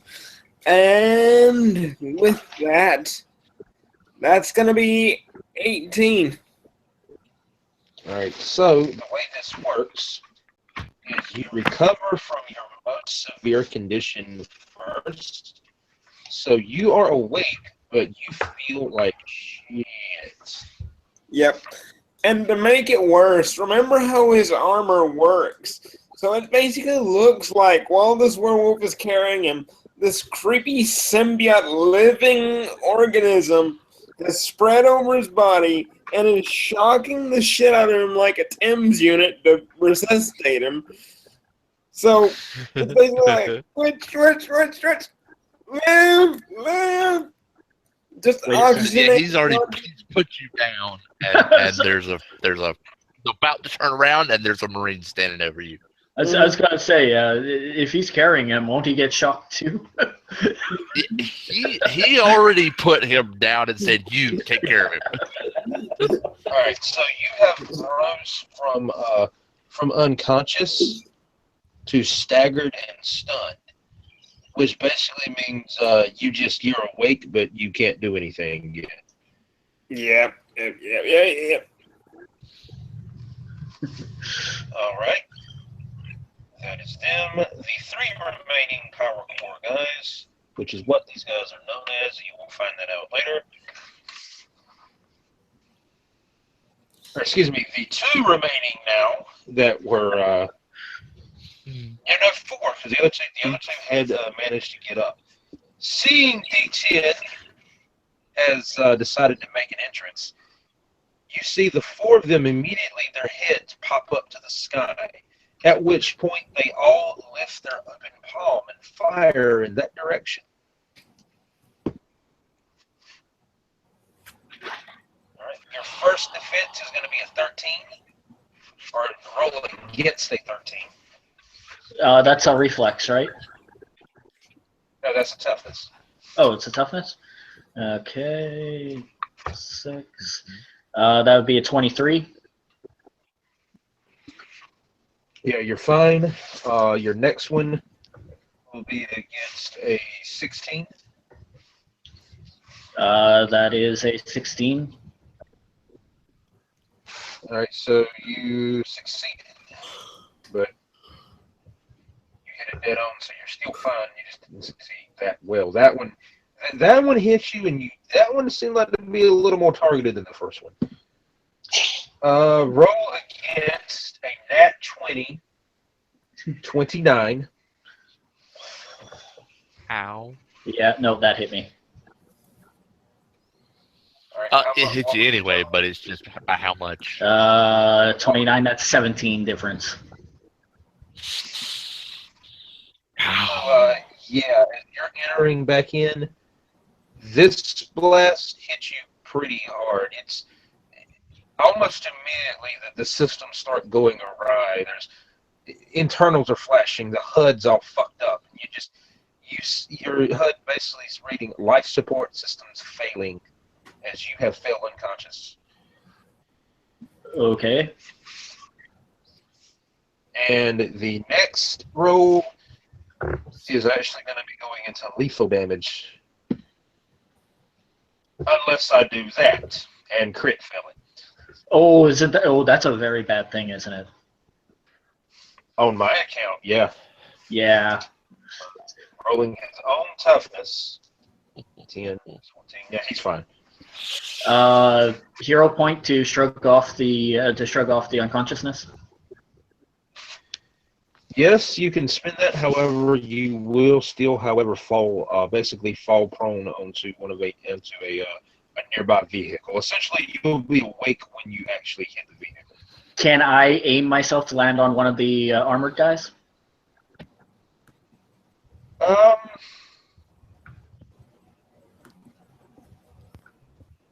Yeah, because it'll be funny as shit. Yeah. We'll shoot him down. Ah, crap. Rule cool, baby. Gotta love it. Well, that's a 16. All right, against his toughness. It was 17. So you hit him and didn't do any damage. It more or less it injured his pride more than anything else. Actually, you know what? I'm going to spend another hero point. Okay, scratch that then. Oh snap. And basically, as I land, kind of do that against him. Facepalm blast. Roll it. With a 26. It's kind of like, you could play at this game. 26. Sorry? So, yeah. I didn't hear what you said. Blasting him in the face, he takes it to the face and just stands there. Okay. What, he rolled exactly? I rolled exactly. Exactly 26. But I'm still up and on my feet. You're not sure how you did it, but you're up and on the feet. All right, Vice, go ahead and make your next regen, please. All right. Rolling. Oh, that's even better. So that's going to be a 21. All right, so you have came up to bruised, meaning you actually can act now. Looking at the Marine. Get me back in there. You're not very far away. You were taken just outside the fight. Okay. So you're still you've got normal movement to get back. It's probably not going to be hard. Well, given the fact that you're kind of you tend to werewolf super speed, I was assuming that it was like a few miles or something. You requested a slowdown, so he slowed down. Okay, that's good. All right, so what I'm gonna do now is I'm going to spend a hero point, Mr. Will. And I'm going to try something a little crazy for Mr. Vice. Crazy for this group? That's saying something. Yeah, seeing as I wouldn't call it crazy. Seeing as I'm not very far away from the fight, and seeing that this critter, this thing that, D10's tangled with, basically tanked a Iron Man repulsor blast to the face. Four of them concentrated on me. Oh my goodness. What I'm gonna do is attack the nearest one, and I'm going to try using Vice's magic, and I'm going to spend a hero point to boost it a couple of ranks and hope that something cool happens with this Eldritch Blast.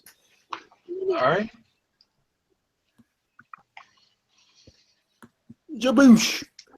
And with it being boosted, that's a 23.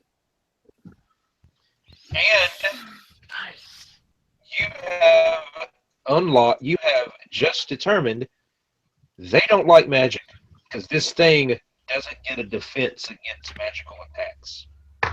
Alright, so basically what happened It failed by 15 or more, meaning it's unconscious. Awesome. So basically, in his frustration, Vice is just like slapping himself.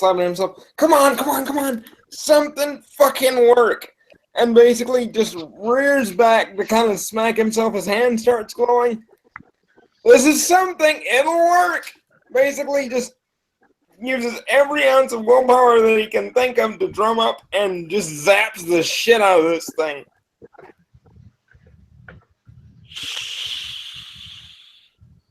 In the process of the blast, you actually are able to knock the visor of the helmet off and discover that it's not a he, it's a she. Mm-hmm.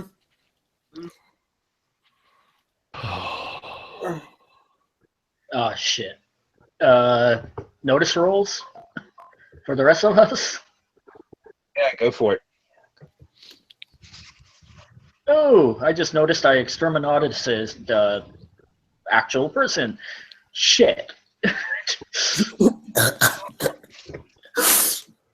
Yeah, Just remember, Ian wasn't there. Yeah, Yeah, when he finally explained, yeah. yeah. The messed up thing And about Jeff those. forgot to tell him. Whoops. Yeah. Well, to be fair, it's the middle of battle. That's a 14 for me to notice. Oh yeah, yeah.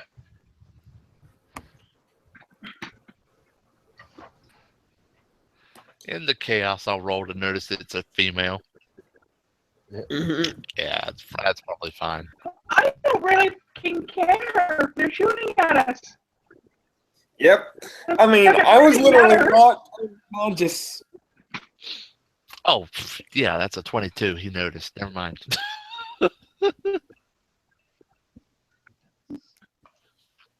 They're shooting at us. Yeah. They can expect to be shot at back. Yeah, but one got orbital bombarded away. Bombardment! Oh, sorry. So you now notice that of the 6, there is one that looks to be incapacitated, and the other 5 seem to have noticed it as well. Because immediately upon seeing her basically hit the ground, they circle up around her. And this was the one with the number 1 on her chest. Mm-hmm. Oh. All right. So who just made that devastating shot? Vice. All right. The ones that have circled, the remaining 5 that circled up around 1, all level their hand with Vice. Cat, you may not have my coffee. Speaking moment. Go for it. Just for the coolness of it, I'm going to start emanating the same color of energy that Josh's character used on her. Total bluff, I know. And I'm going to start flirting a bit off the ground and point my own hands at them. Surrender now, and you will be treated well.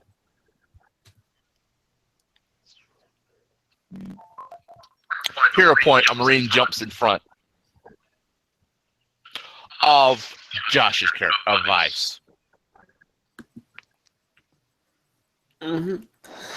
I mean, it's not a bad bluff. They already saw what he did They from let orbit. loose, the Marine's going to take it. Seeing that the Marine is shut in front of Vice, they kind of lower their palms. D10 will repeat his order to surrender.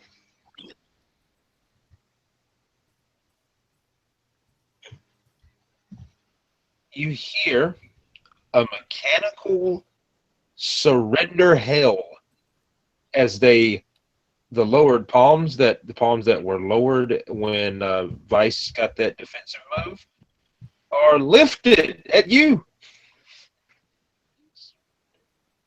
At who? At D10. Though they do not fire.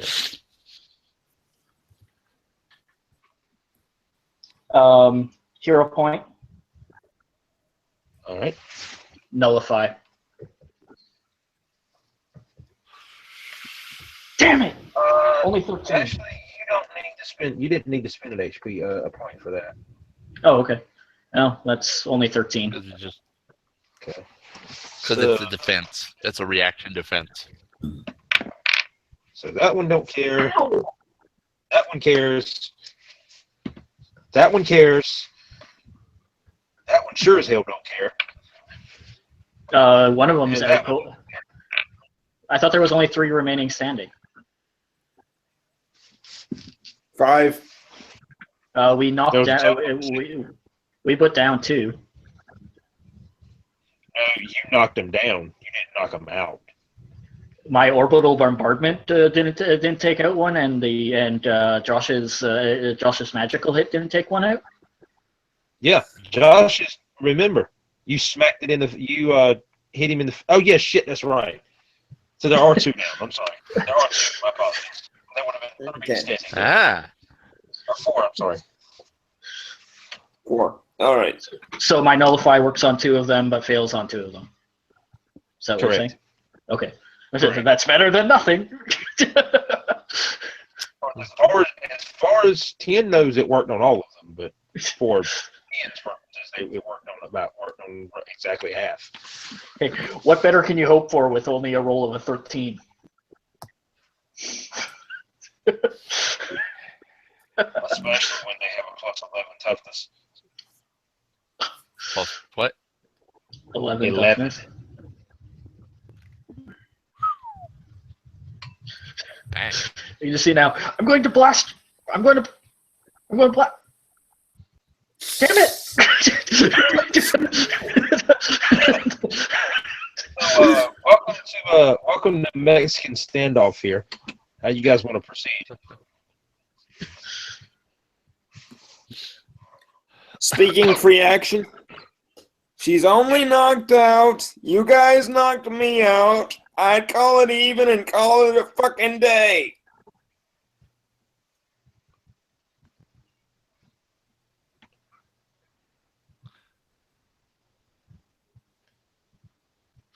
Leave, or my boys rip your armor off and send you to the pen. It's about that time. Those assembled from the Freedom League see that the one with the 2 on their chest.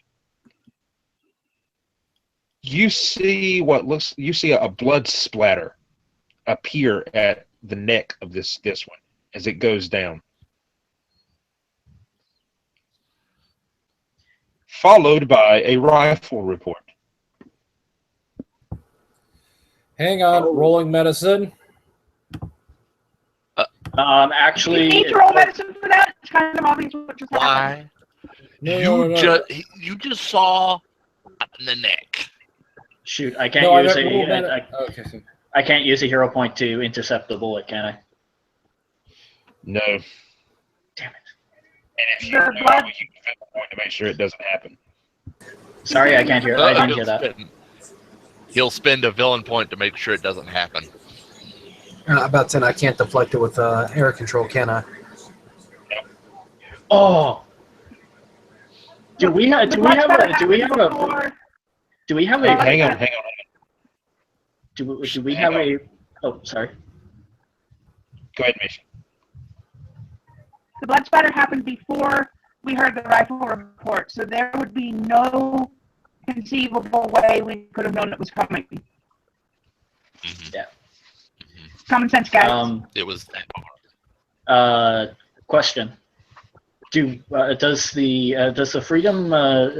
Do we have a room that's a prison?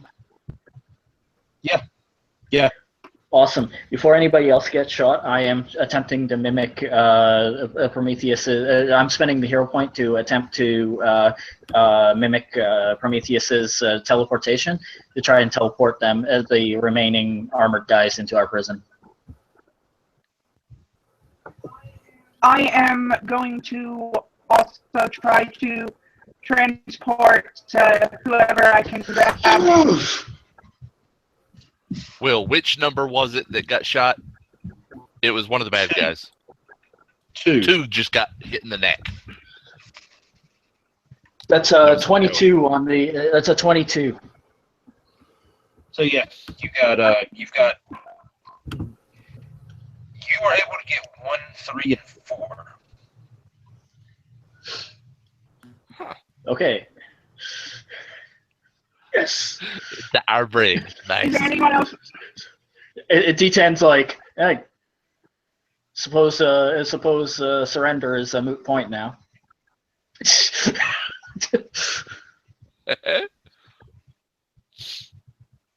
All right, go ahead, Mishi. I was just wondering if there was anyone else left to grab and try to transport. Yeah, but- there's 3 more left. Yeah, there's 3 more of them left. You were dealing with 6 of them. 2 of them are down. yeah, now. but Yep. isn't So it there's 3 only now? one stand. So it's only one stand. standing. There's No, one there's left. three. You just Sorry, teleported Will. 3. Yeah, and 2 of them were knocked down between me and Josh, and 1 just got shot. Correct.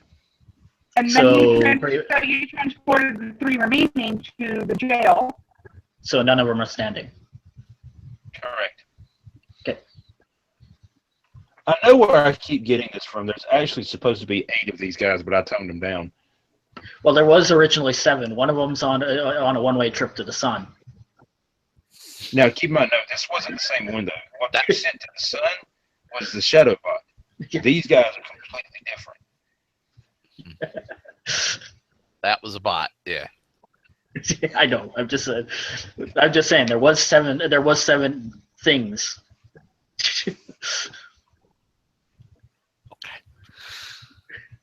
Within seconds of the teleportation, you guys hear a voice. It sounds like it's coming over what sounds like maybe a megaphone. Stand down! Stand down! Aegis is on the field! Stand down! Son of a. Will, shutting down force field and restarting force field. Hands are up as I'm going over to the one who got shot. I'm performing medical.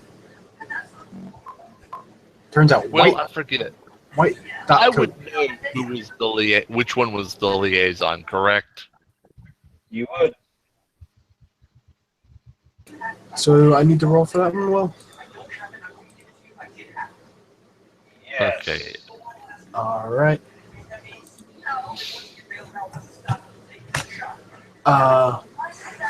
33. Alright, you were able to stop you've been able to stop the enemy from here. I can't hear you well.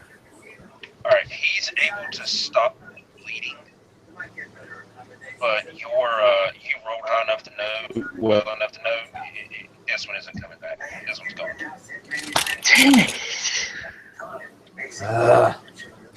Oh, number 2's done. Okay. Gotcha. Will, you got my shutdown and restart of force field, right? Yes. Okay. I just realized I've been rolling my my toughness all wrong the entire scene. Dang it. My toughness should have been a +4 on top of what I was rolling, because I've got the protection power. It happens. I forget shit all the time. I forget all shit all the time running the game, so I know y'all are forgetting shit all the time. I should have the satellite strike. I should have been rolling with a +11 on my toughness. So these people that are arriving, do I know who they are? You know the name, but little else. Aegis is some type of a government organization. Okay, so I know that I know that somebody from the government's here. I know that I know that one of the bad guys is dead. Do I need to roll What something? is there standing with Shark, All right, hang on just a minute. jurisdiction-wise? Hang on just a minute. Well, go ahead, Fiji. No, it's okay.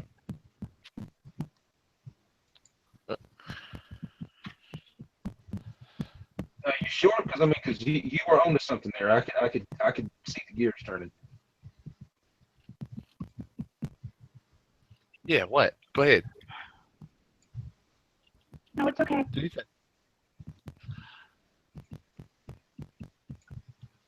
Is she? Please, I insist. Continue. I interrupted you. I apologize. Continue. Do I need to roll anything to go into my trance that makes me look like I'm dead too?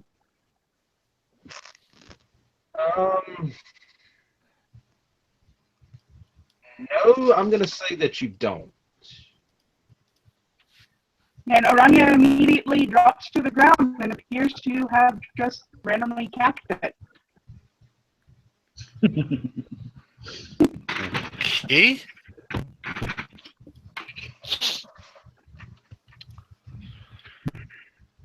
One of the enemies is dead. Might as well make it look like one of the friendlies is too.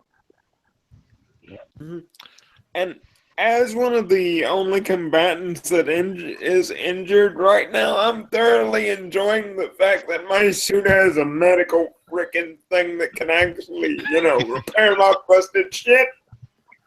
But yeah, Your question, yeah. Walt. They are on friendly terms with each other. All right. Jeff will shift into the Umbra, go back to normal, uniform and all, step back out as Jeff with the goggles on. Still with the goggles on. That's the only difference.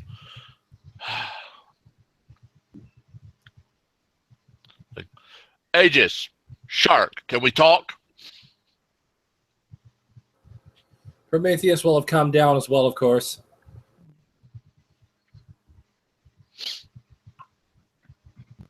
Find somewhere secure. That will Find somewhere secure.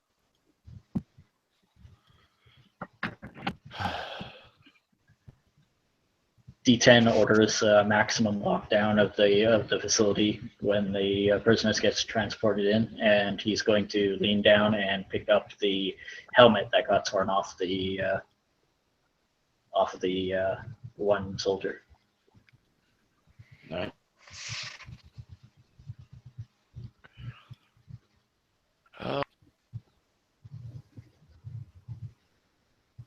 Place. Walt's racket is right here. D10 points back at He the courthouse.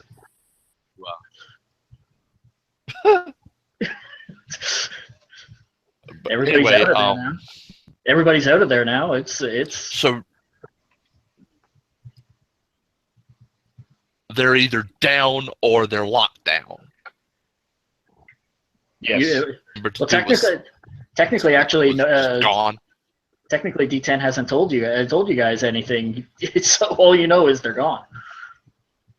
Well, they're handled, assumed.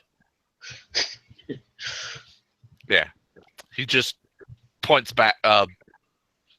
He just holds up a hand and points back at the courthouse to the Aegis guys.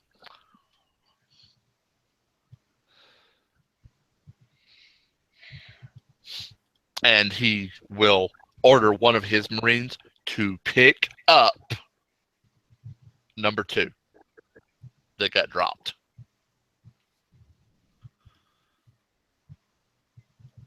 And take him to you-know-who. Yep. All right, courthouse it is. While they're doing that, D10 is going to the other 2 that were just knocked down. I don't know if they're dead or not. And he's going to repeat the teleportation process with them to where their comrades are. All right. Do you need rolls or because they're unconscious and prone? You're out of combat. You're out of Okay. combat. You can do it.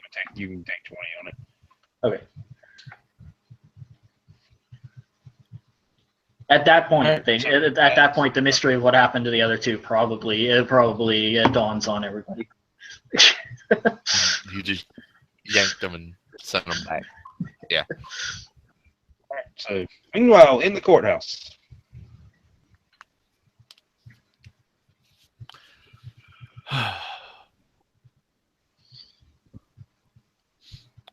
All right. Jeff is walking side by side with the one that gave orders, and they're chit-chatting. I don't know if you want to... I'll let you lead on this, because I don't know what topics need to happen. So a briefing would be nice, Captain. We were, I and my team were in here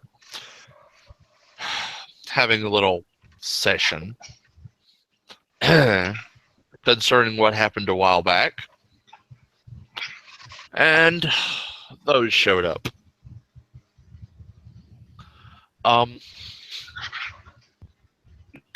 One of my team dealt with the giant robot. He should come down who knows when, but I'll keep track of it.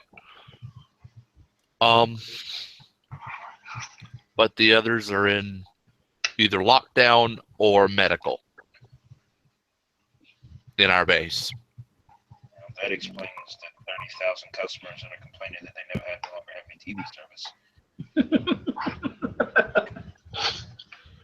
He hit a satellite, I swear. I'll talk to him about that one. All right. Point of clarification. Are the rest of us in here? If you want to be. Yeah, we're all. If you want to be, we're all walking back in to the. Okay. Okay, in that Or case, standing around Nobody's getting noticed. in the. Nobody's noticed the seemingly dead teammate What? in the middle of the road. hold on 1 second. No, he was being cared for by the. Yeah. No. That's not what he's referring to. What? Noticed the seemingly dead Oh, stellar her. in the middle of the road. I was busy teleporting the other two out, and would be just turning around to head towards the court. And with 12, yeah, I would notice. You go over and get on the horn and say teammate down. Huh. As Snap his far as fingers and one of them will go check on her. As far as anybody One can of the Marines will tell, go check. as far as anybody can tell, not breathing, no heartbeat. Okay. Oh. Essentially, He'll get this report and go. Get her to Eli.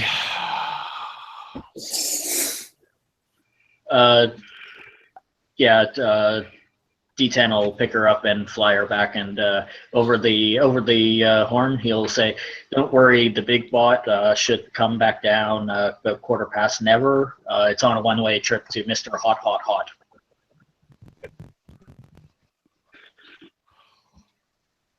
And that gets relayed to the Aegis guy. Who kind of looks back at you and 1/4 never. Never. He said he threw him into the sun.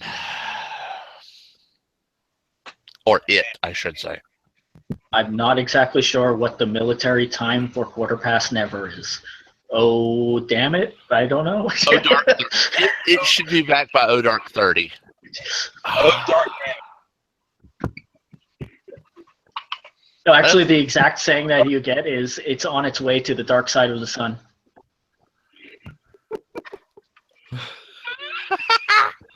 And for the record, oh dark damn it is a real military time.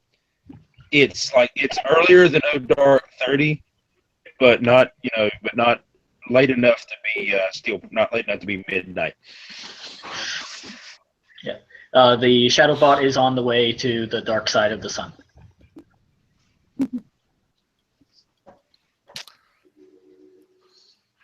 He just points up at the sun and says, "It'll be back when that thing goes boom." The agent nods. Well, what made us show up was that thing.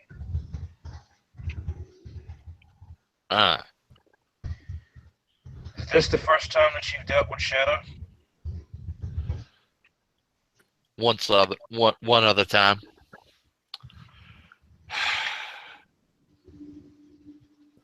Dealt with what I assume is their Führer a while back, but them specifically one other time. So how much do you guys know about them? He's directing that to the entire team. The one person that knows the most. Is not there. But he's got comms open, essentially. Tell put me on speaker. You hear? Pulls out his home. I want to know. It's like, As he's flying through the air. here, ignore the eyes, and he closes his eyes and hands the visor to the agent. Actually, all the agent really says is that Aegis has basically been was founded specifically to combat Shadow. All right, once I drop my teammate off for medical attention, how about we play a game of you show me yours, I'll show you mine. Yeah, I'll be happy to whip it out. More appropriately, why don't the weird cybernetic doohickeys of weirdness not like magic at all? Yeah, that's a good question. Oh, them? Yeah, we have no idea who they are. We're actually hoping you would know. Yeah, because apparently my latent talent picked a good day to act up.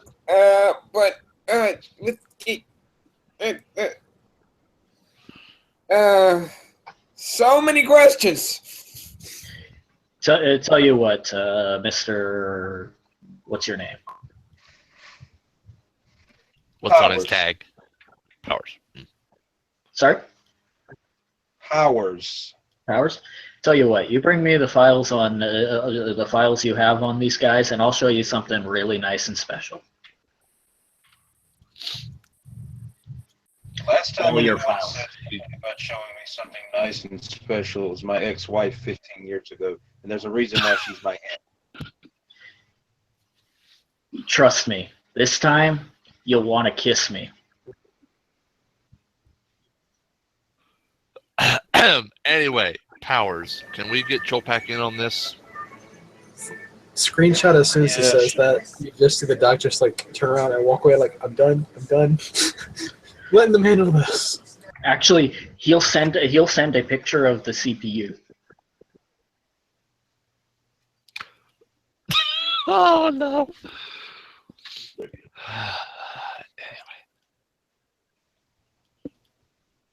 But yeah, he'll make a quick text to Chulpak to meet him.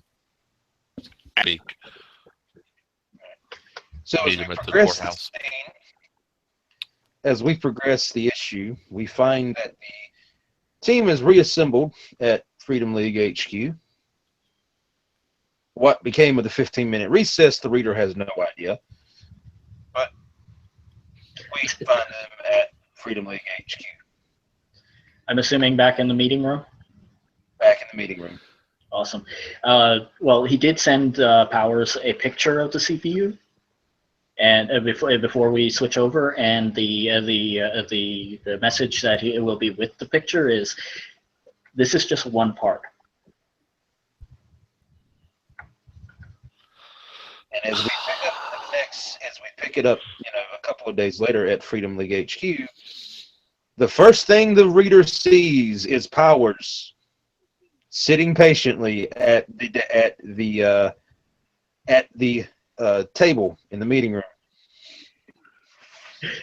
Just because it's going to be an awesome entrance, a hole in the roof is going to slide open, and on his jets it will hover down D10.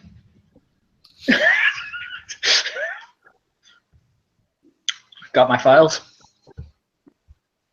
He opens up a flash drive. Stick in a computer, run a quick scan to make sure it's legitimate. Oh, it's legit. It's legit. He picks up a remote control and he'll turn on the screens, and the entire wall of screens will have, across 12 different screens, the picture of the captured robot.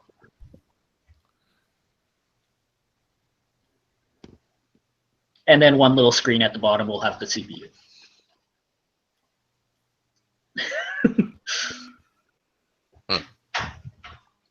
So that's new. I've never used bots before.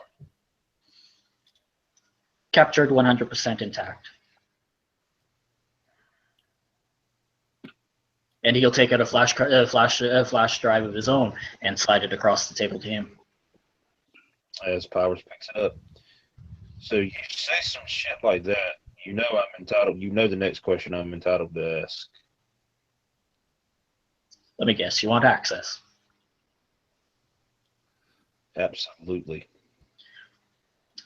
He'll wave to a Firewolf. I got what I want. You got to negotiate with him.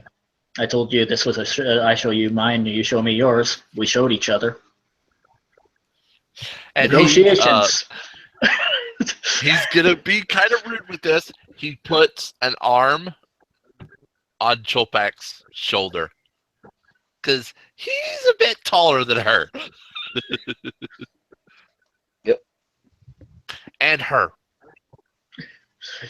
And just in case they have a failsafe, just so you know, in case they have a failsafe locking mechanism on the thumb drive, I have eidetic memory. When I went through it. Yeah, everything was on the up and up. Yep. Just saying, in case he has some kind of like remote password encryption. You know how some of those military types can be. Yes. Well, who said they were military? I just said they were government. When I hear government, I assume some wonky shit. So. All right. So yeah, Powers kind of looks back over at her, and almost pleadingly, almost as if a child would plead with its mother. Uh-huh. In which she speaks. We'll talk later. Oh yeah, did I forget to mention this? Pulls out the helmet from the power armor and puts it on the table. See, we're not interested in that. I mean, we are because we don't know who they are, or why they were working with Shadow. Really? How about we look at camera number? What's behind door number 2? Clicks the remote and it'll switch over to the cells that have these armored soldiers in them. I'm going to question. He's actually kind of asking permission, but also kind of not, because he's had a really bad day at this time. Yeah, I'm gonna go down and question the crazy female that was leading these people that happened to have her goons shoot me into unconsciousness. Oh, by the way, can I interject this? Can I interject this? All of the armored soldiers that were there originally are there. I'm assuming the one that Josh is describing is being held in the medical cells. Yeah. Correct to both. Yeah, all 6 are there, including the one that didn't make it. Okay. Or that you thought didn't make it. Now, before we allow you to talk to our prisoners, we've got to start with. I think Mr. Wolf over there and everybody here can agree that, well, senior government, well, we have a problem that needs to disappear. Actually, now we have 2. I kind of orbital bombarded one guy away. But I think we have a sort of a homeland security issue to deal with. Because I'm pretty sure that whole incident last week was a homeland security incident, wasn't it? And it had to be handled by Marines. I'll see what I can do. Then after that's dealt with, then we can talk about sharing the discussion with our guests. Also, Seem fair, Our boss? organizations can talk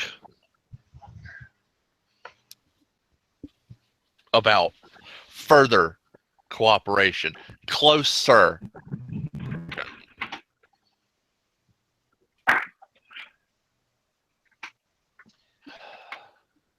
Again, I make no promises, but I'll see what I can do.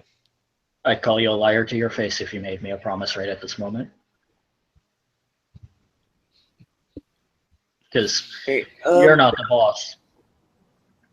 Yeah. You may be the boss in the field, but you're not the boss.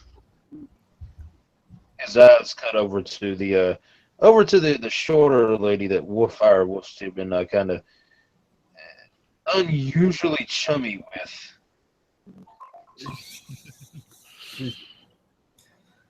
I'll even give you upper management. I'll be generous, but you ain't the boss. Well, since they're in on medical bay, the prisoners, I'm assuming that I would know basic condition of this female, this alpha chick. How badly she fucked up? Well, she's gonna need some. She's gonna need physical therapy for a couple of months at least. I'll find a way to cope with that, but essentially that does harsh my buzz because I wanted to put her to the question after the Oh no, she's awake. She's alive. She's awake, but she's just gonna need therapy. Oh yeah, so I'm gonna be heading down that direction then because we gonna have a talk.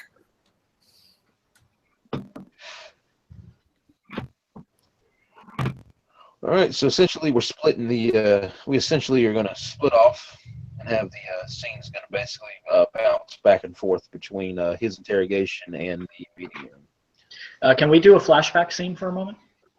Yeah, what you need done, bud? When D10 landed with Nishi's character. Yeah, sure. So, just out of curiosity, do we actually need to continue the rest of the entire scene this issue, or? It's up to you because there's about to be some information drop. Okay. Well, the only reason I ask is because I'm getting kind of tired myself, so just thought I'd ask. Yeah, it's almost 2 a.m. Oh shit, it is, damn.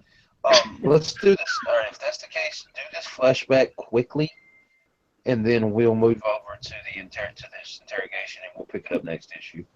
Cool. All right, so It's super quick. So when D10 will land. D10 lands in front of the hospital.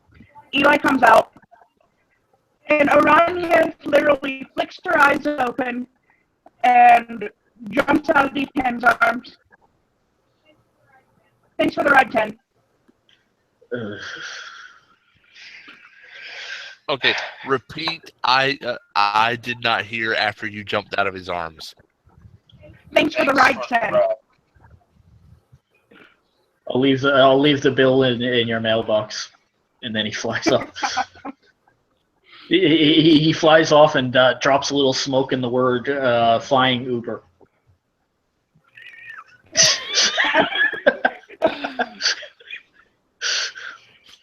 I'm gonna do this. Eli just kind of crosses his arms. D10 goes on the patient. D10 goes on the radio. Team is all right. Team is all right. Eli crosses his arms and looks at Aranya. I'm guessing you're supposed to be the patient. Yeah. Maybe I Let should me have told give her. you a once over. Come here. And he just sort of examines you, make sure you're good. Like, Oh, I'm totally good. I maybe didn't you even get hit. At least maybe it's target. Maybe I should have told the rest of the team gonna that do I that. can. Yeah, maybe I should have told the rest of the team I can put myself into a death like trance. Eli Right will now, have just talking like I'm work. Eli will have noticed that. D10 was looked like he got shot out of orbit and landed hard. Yeah, there's some scorch marks on the armor. A few. Okay. He looks like he looks like he took on 4 of them and won. And I'll see if I can't give D10s outs and whatever. Oh, You want me to get one of my boys to take you home? It'll be quicker. Oh, he already flew off. Actually, no. You can do the whole. Never mind. It's like, do you need To Aranya. To Aranya. It's like, Give me oh right, the- you can do the. Never mind. Didn't mean to waste your time. Maybe I should give everybody else the keyword so that they can check to see if it's actually a transfer and I'm actually dead next time. Might be an idea. It's okay, hon. And D10 pulled a Batman on you guys. Yeah, you just bye. But yeah, he just call me if you need me. You got my cell phone, and he just turns and walks into the hospital. All right. So meanwhile, at the holding cells of the Freedom League headquarters. All right. A quick suggestion of speech bubbles. Vice is looking a bit, grayer, a bit battered down from the events of the day. Okay, listen now, bitch. I'm not here to play rank or play Spanish Inquisition. I know some stuff about your boss. I know he's a creepy fucking weird Egyptian pharaoh Nazi sorcerer ass fuck. I also know that when it comes to things involving magic, you severely lucked out and got your ass blasted.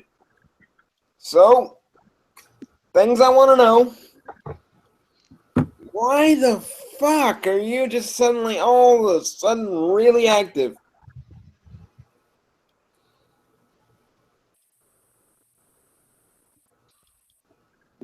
And that's only one thing. Yes.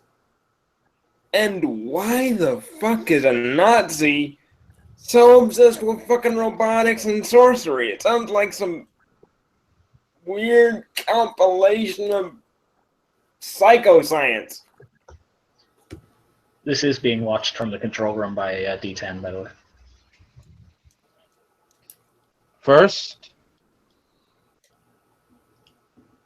I could care less who he is. He paid us, and he paid us well.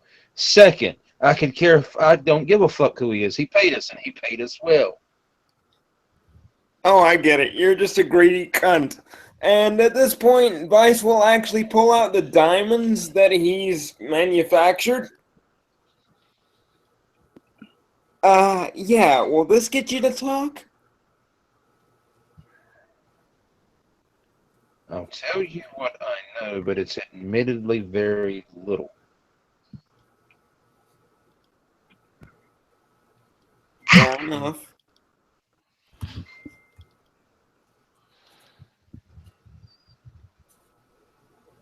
One of his boys approached us. You see, we're a bit of a bad guy, bad guy, good guy. At the end of the day, I'm the one holding the gun. Yeah, you're a merc. Big fancy whoop-de-doo for you. Nice day. He approached us. He paid us. Told us to keep you guys busy. The fact that the city here thought it was a great idea to launch a legal inquisition just happened to be kind of a cherry on the top. Mm-hmm. All right. So he went to Mercenaries R Us and hired a bunch of suits. Got it. Okay. Yeah, the DA actually paid pretty well too. Oh, that's some very useful information. Wait, hold on. What was that? Recording devices in the cells just for this purpose, by the way. Yes. Yeah, Yes. that's why I said D10 was watching from the control room. Mm-hmm. I missed what Will said there though. He said The the DA DA played paid- very well too. The DA. Uh-huh. Just so you know. Oh crap! I swear my finger slipped. I swear that snippet of that video just got sent to the media. Oops. Oops. Nice.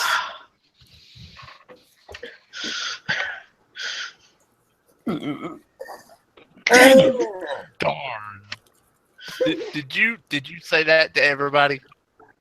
No, but Like, if they, that's it. Oh, but it just if they are happened. Okay. if they are paying attention to the computer screen, little last burst of super speed. Oh shoot! Oops, I slipped. Like, Will, couple minutes later, on the radio, it's on Jeff's visor.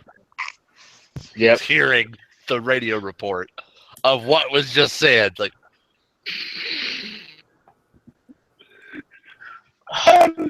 Shit! and he Wait! did the text. Oops. And D10 looks over at Firewolf and goes, "I told you we shouldn't have put that button there." Aranya walks into the room with a cup of coffee. You guys watching TV right now? What can I say? Oops. That was you. I guess we've all got tricks up our sleeves. I told Wolf when we installed these things that he shouldn't have put that button right there. And if you look, he's pointing at the he's pointing. If you look, he's actually pointing at the down key.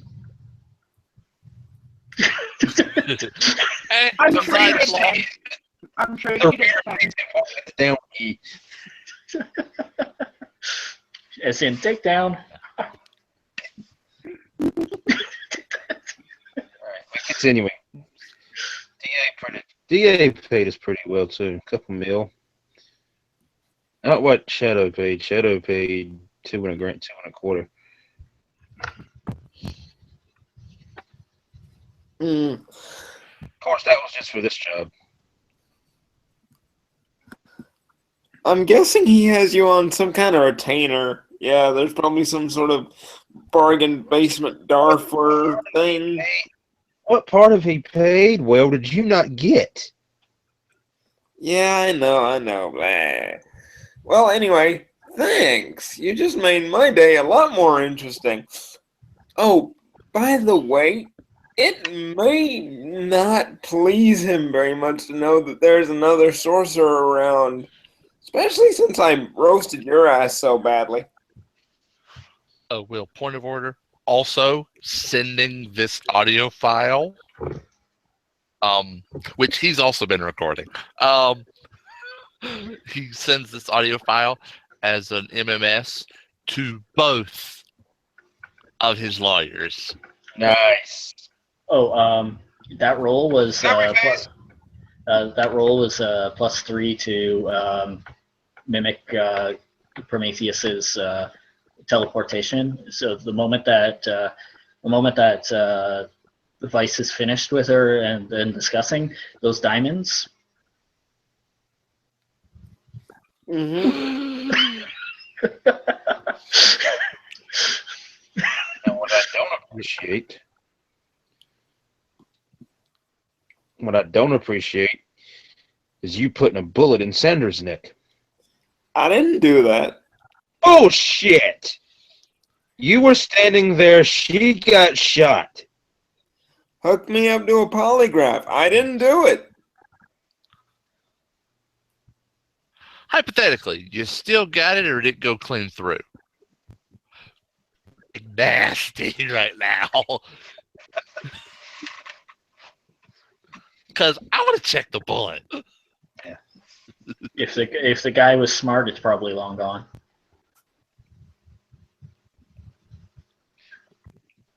Well, you didn't do it.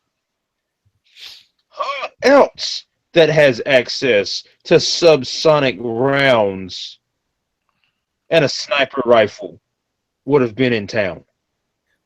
He honestly Riddle me winked. that. Mm-hmm. At this point, Vice winks and pulls out the 2 taser lasers. I don't use fucking projectiles. It doesn't mean you don't know people who do. True, but this isn't a military outfit. It's a freaking bunch of volunteer heroes. Here's the thing. That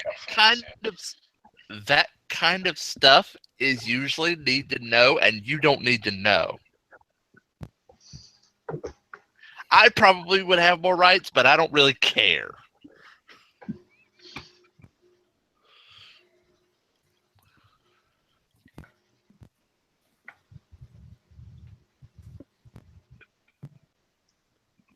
My What will? sister is dead. She's right there. We kill any of you. How You is Will. sure as hell tried, Is the didn't you? sister the one that what is the sister the number 2? As far Hold on. as they know, Rania said. Wait, That was exactly how Rania wanted it. No, Yeah. no, because you went on Only the heroes know that she's trying to only the understand. heroes know she's alive. Michi. When they got teleported out, you were still upright. Yeah. You just had a myocardial infarction of what the hell and just collapsed. Yeah, only So, the number ones. 2 was the sister, I'm assuming. Yeah, 2 is apparently her Will? sister. All right.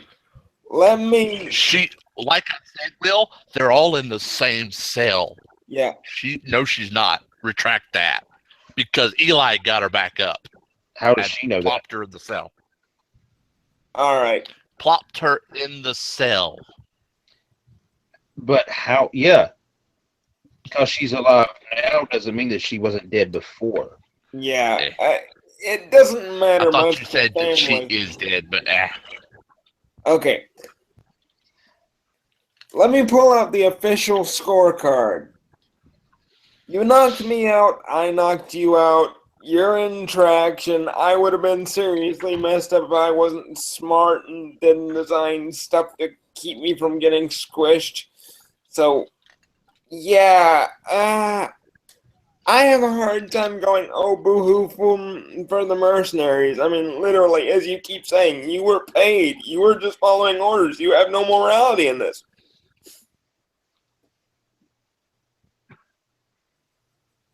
No morality. Hey, it was your excuse. Don't come it back at me.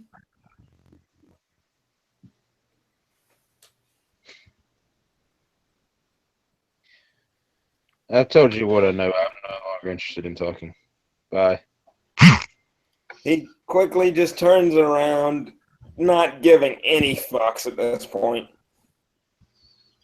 And so I and pretty much revealed what I need to reveal if you guys want to, so you guys can go ahead and start wrapping up. Okay, so got to be starting to die on us.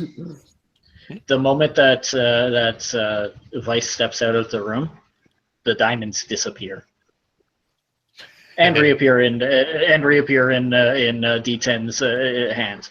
He never actually promised them to her. He just asked if they would would loosen her lips. Fair enough. And he puts them in his pocket. The Marines, in their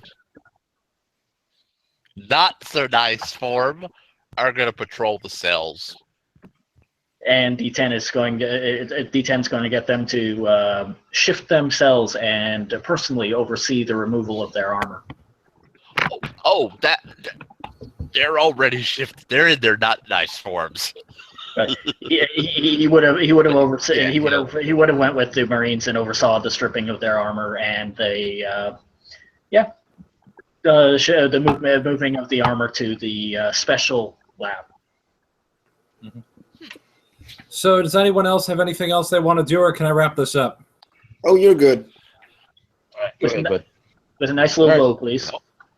Yep. So, join us next time, episode 4. Next week, the sign is set to explode. Stay tuned. Catch you all later.